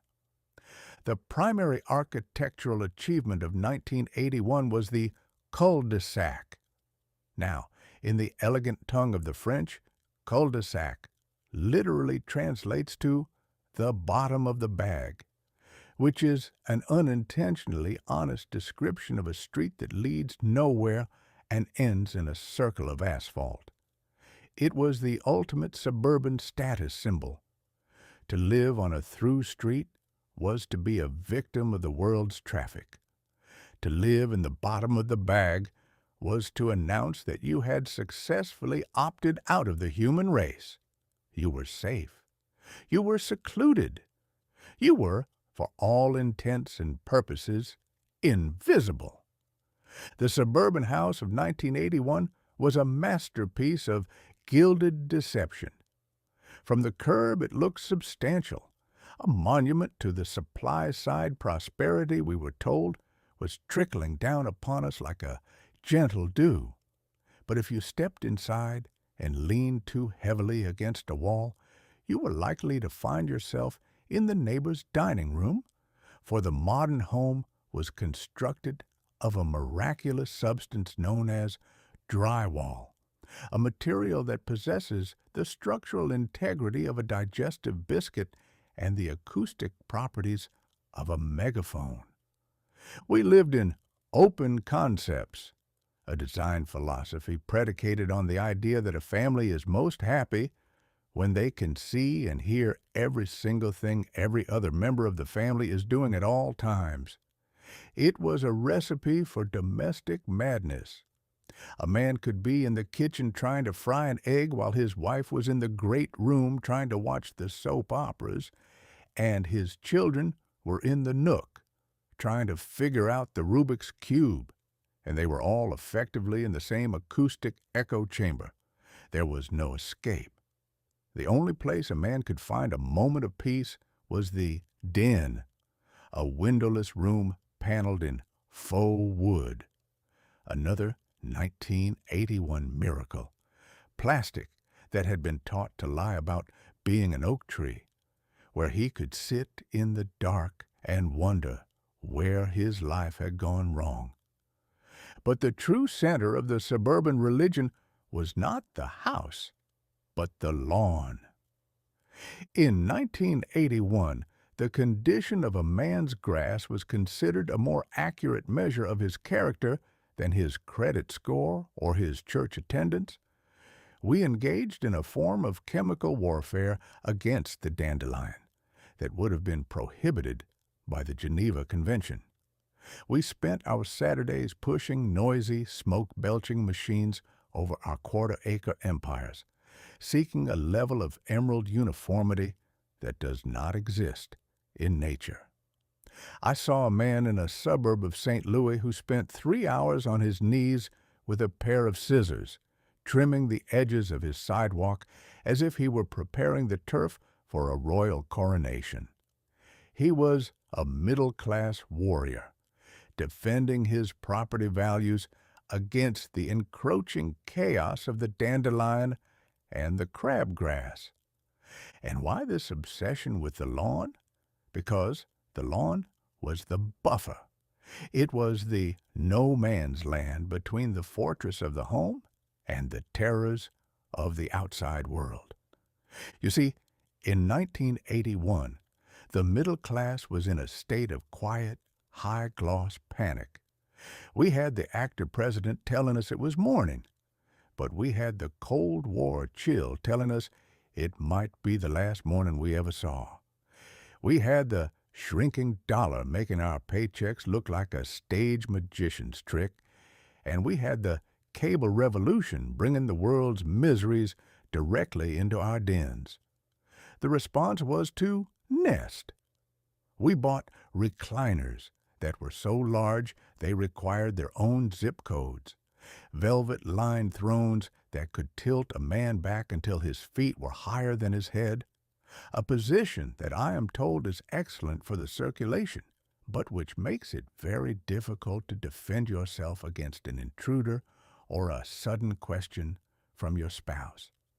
The neighbors in these communities were a source of constant polite suspicion. We didn't know them, not really. We knew the make of their car, usually a station wagon with wood-grain siding, the DeLorean of the practical man. And we knew the time they left for work. But we had replaced the front porch with the garage door. The garage door is the most antisocial invention since the spiked helmet. In 1881, you arrived home, tied your horse to a post, walked up the steps, and said, "Good evening," to the neighbor who was sitting on his porch. In 1981, You drove your car into a gaping maw in the front of your house, pressed a button that caused a heavy steel curtain to descend behind you, and entered your home through a laundry room without ever having to acknowledge that another human being lived within 10 miles of you. We were hiding in plain sight, tucked away in our identical boxes, living lives of quiet, air-conditioned desperation. The social life of the hiding middle class was a ritual of commercial exchange. We had Tupperware parties where women gathered to discuss the miraculous properties of plastic containers that could burp to seal in the freshness of a leftover meatloaf. It was a business meeting disguised as a tea party, a way to monetize one's friendships and ensure that every cupboard in the neighborhood was filled with identical bowls. We had backyard barbecues, where men stood around a charcoal grill wearing aprons with humorous slogans about the chef and discussed the interest rates and the stock market with the same grim intensity that their ancestors had used to discuss the Civil War. It was a life of safety first. We bought deadbolts, we bought security systems, and we bought life insurance until we were worth more dead than alive. We were terrified of the city, a place we imagined to be populated entirely by criminals, new romantics, and people who didn't mow their lawns. We wanted a world that was predictable, a world where the only surprise was a blue light special at the Kmart. The irony, of course, is that while we were hiding from the world was busy changing the locks on us. The supply-side economics we cheered for was busy making our jobs less secure, and the information age we welcomed was busy making our privacy a thing of the past. We were building our little fortresses of drywall and polyester, unaware that the walls were paper thin and the foundations were built on a projection on a napkin. I remember talking to a man who lived at the end of one of those cul-de-sacs. He had the perfect lawn, the perfect colonial, and a recliner that could probably launch him into orbit. He told me he had achieved the dream. I asked him if he was happy. He looked at his garage door for a long time. Then he looked at his faux wood paneling, and he whispered, "I'm very comfortable." Comfortable. That was the watchword of 1981. Not happy, not free, not inspired, but comfortable. We had traded our souls for a sense of security that was as artificial as the flavoring in our Cool Ranch chips. We were the middle class in hiding, tucked away in our gilded burrows, waiting for the morning in America to actually start, while we watched the gilded tears of the rich on the screen and hoped that the Cold War chill wouldn't find its way through our double-paned, energy-efficient windows. It was a magnificent, hilarious, and deeply sad masquerade. We were a nation of pioneers who had finally reached the edge of the frontier and decided that the best thing to do was to build a wall and stay in the basement. Chapter 19. The Great Post-it Note, a Study in Temporary Allegiance. It is a curious and somewhat pathetic thing, the human memory. The Almighty, in His infinite wisdom, equipped us with a brain capable of navigating the stars, composing symphonies, and remembering exactly which cousin insulted our mother's gravy in the summer of '74. Yet He failed to provide us with the ability to remember to buy a loaf of bread on the way home from work without a written proclamation. In the year 1881, if a man had a thought he wished to preserve, he carved it into a piece of oak inscribed it in a leather-bound ledger with permanent ink, or, if he were a politician, he shouted it at a crowd until they were too exhausted to forget it. There was a certain permanence to our reminders. If a thing was worth noting, it was worth sticking. But by the year 1981, we had become a nation of the barely attached. We had reached a state of such frantic, neon-lit distraction that we required a new kind of scrap paper, a tiny yellow square of paper that possessed the miraculous ability to stick to a surface just long enough to be ignored, but not long enough to be considered a commitment. We called it the Post-it note, and it was the ultimate monument to the temporary nature of the American mind. The story of the Post-it note is a comedy of errors that would have made a patent attorney weep.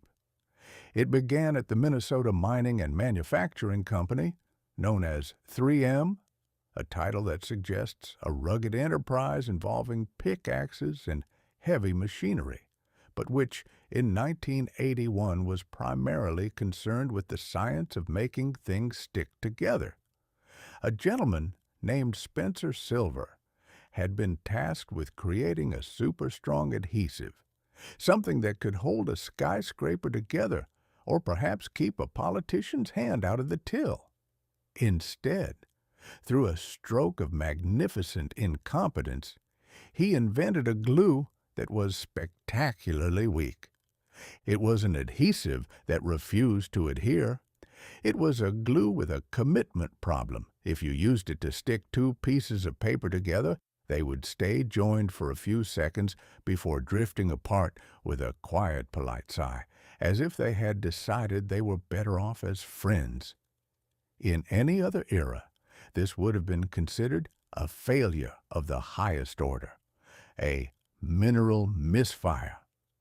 Mr. Silver's colleagues looked at his unsticky glue with the same pitying gaze one might reserve for a man who has invented a waterproof towel or a fire extinguisher filled with kerosene.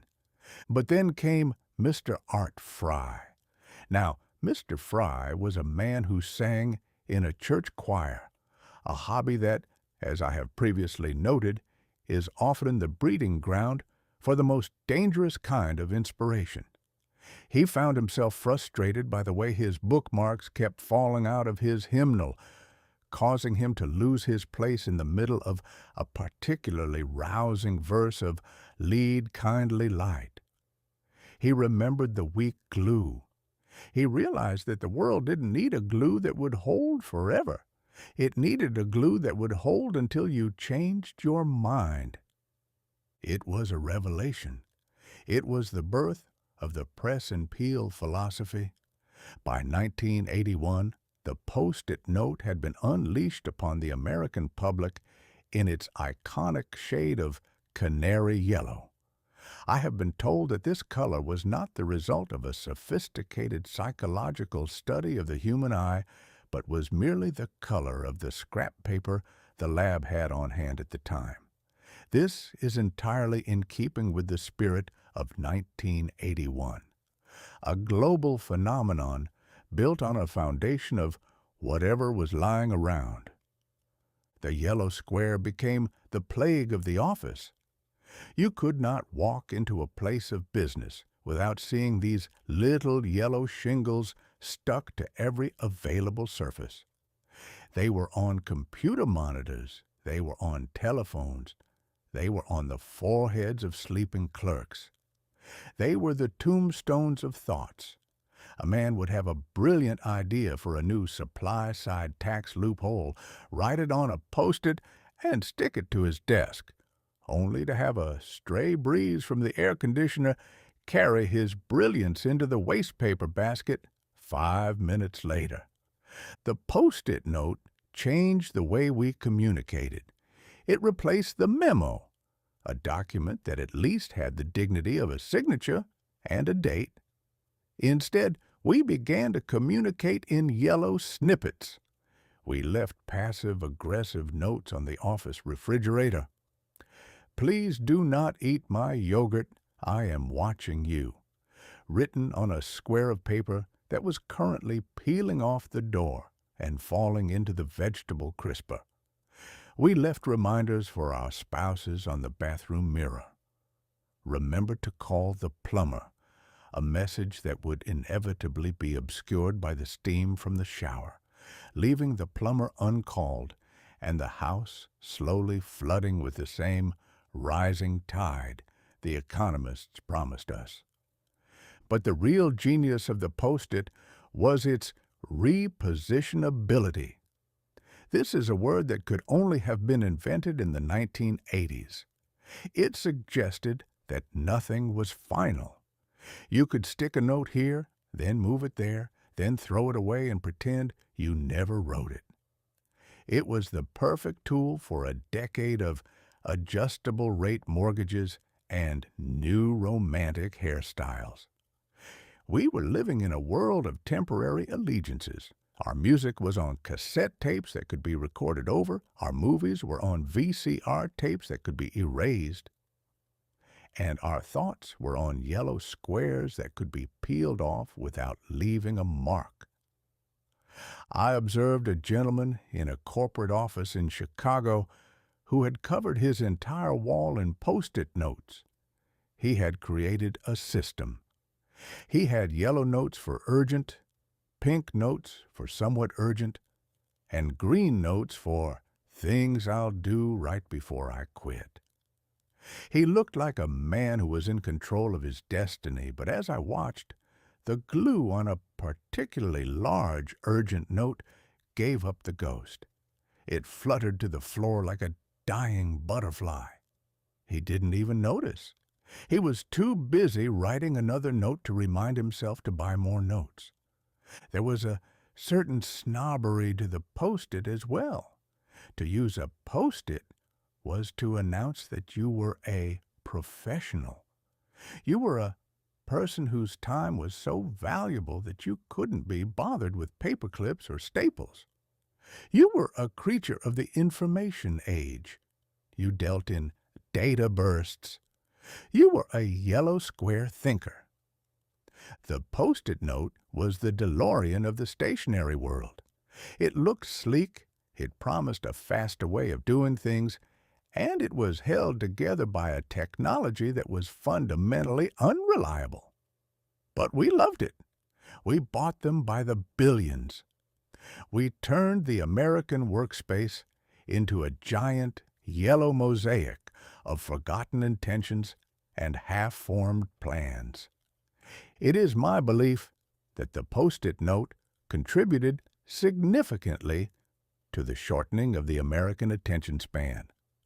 When you know that your reminder is only temporarily attached, you treat the information itself as temporary. We began to think in Post-it lengths.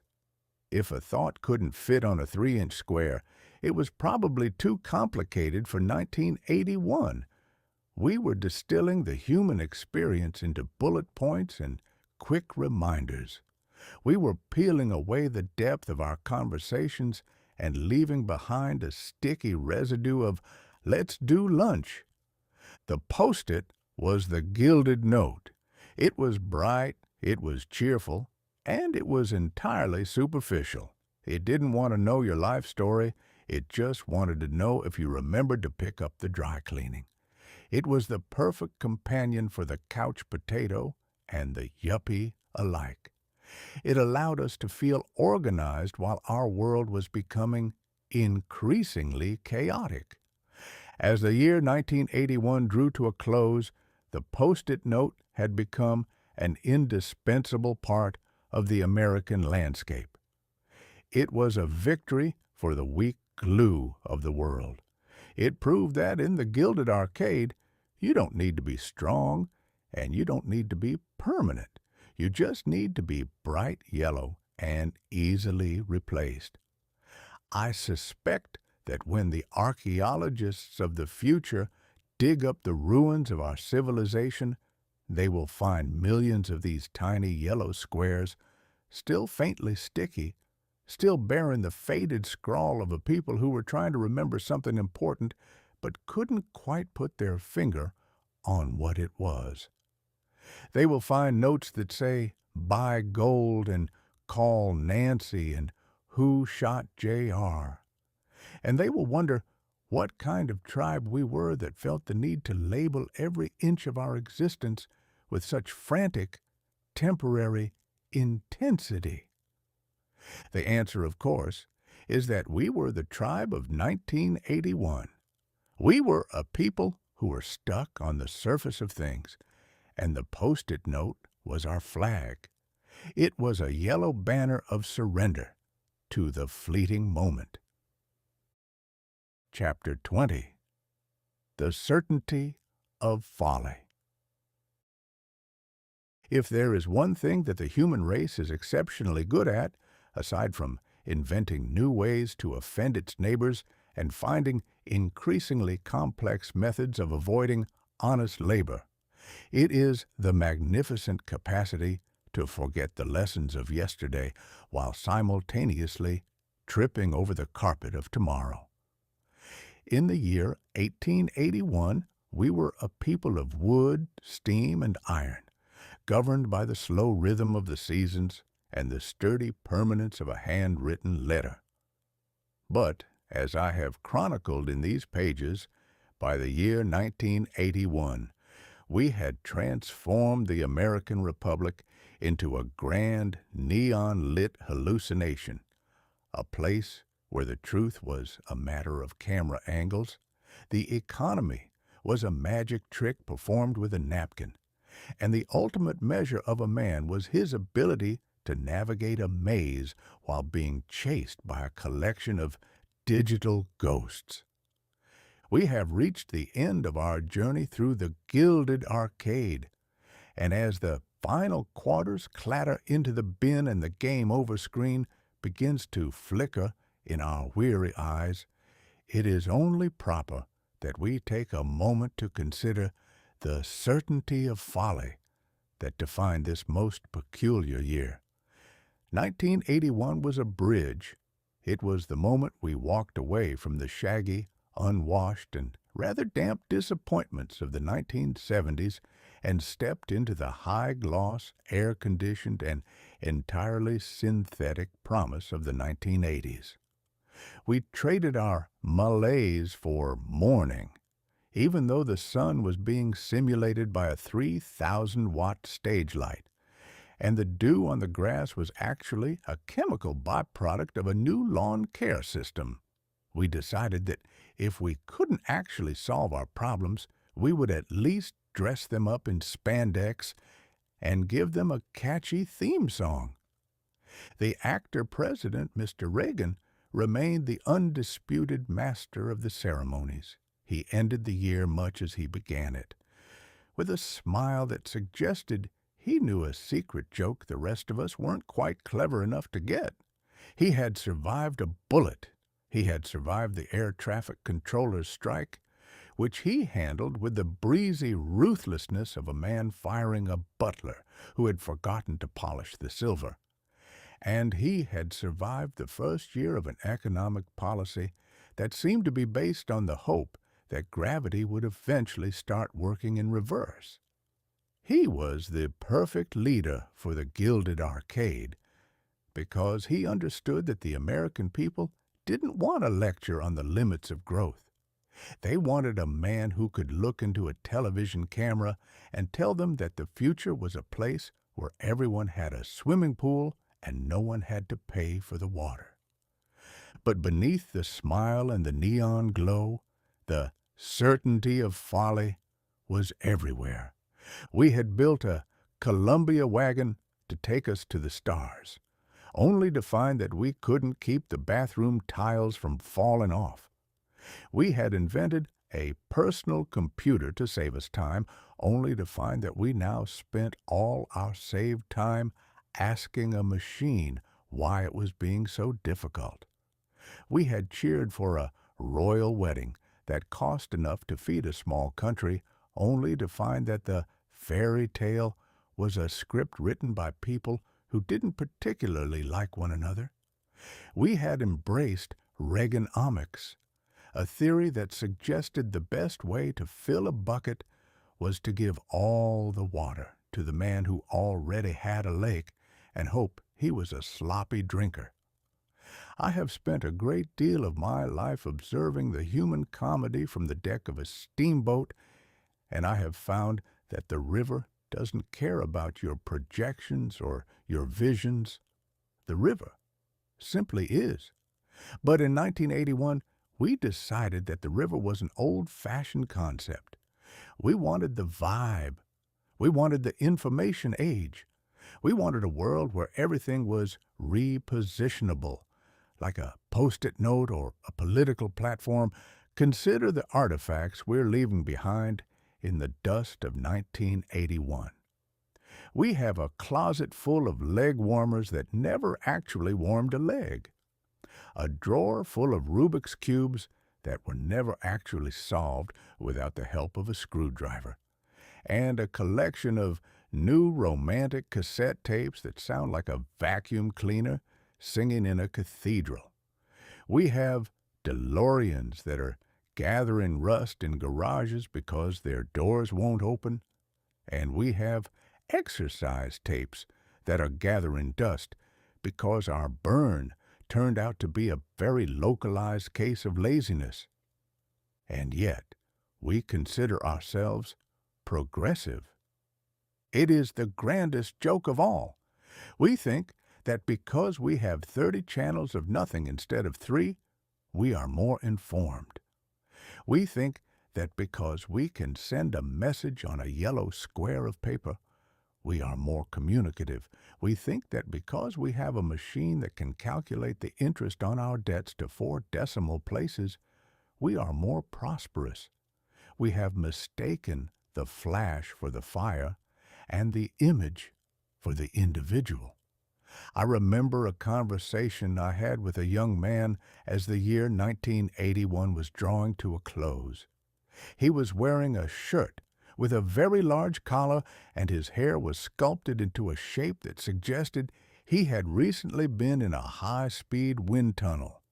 He told me that the past is dead and the future is digital. I asked him what digital meant. He thought for a moment. Then he said, "It means everything is made of ones and zeros."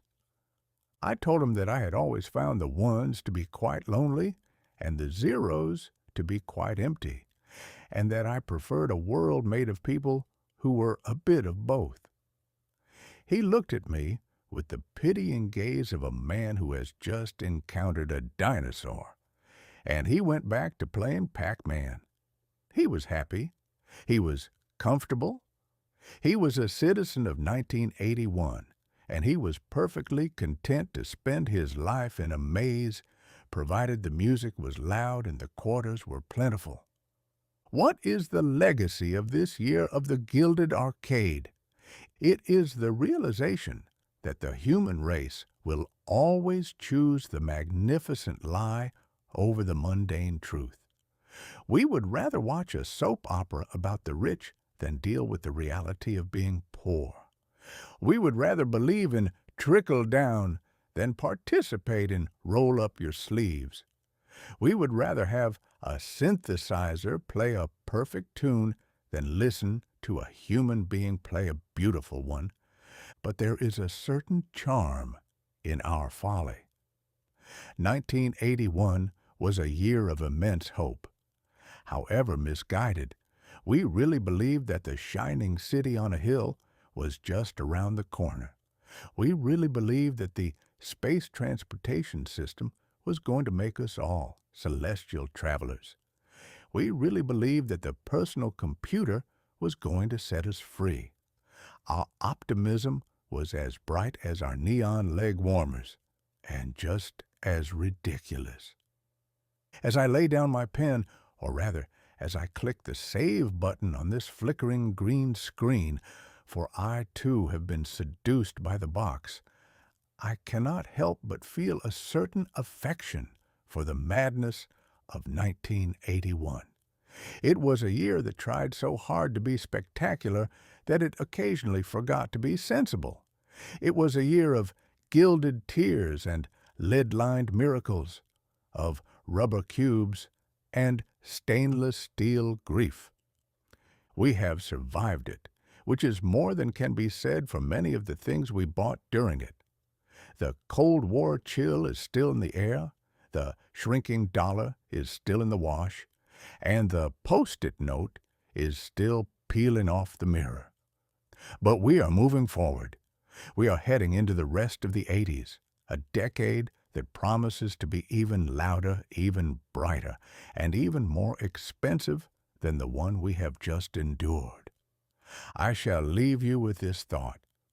God made the idiot for practice, and then he made the man who thought he could solve a Rubik's Cube while wearing leg warmers and listening to a drum machine for the real laugh. We are a funny species, and 1981 was our funniest year yet. The arcade is closing now.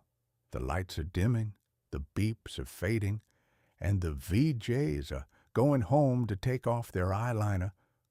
We must step out into the night and find our way back to the bottom of the bag, back to our colonials and our tutors and our open concepts.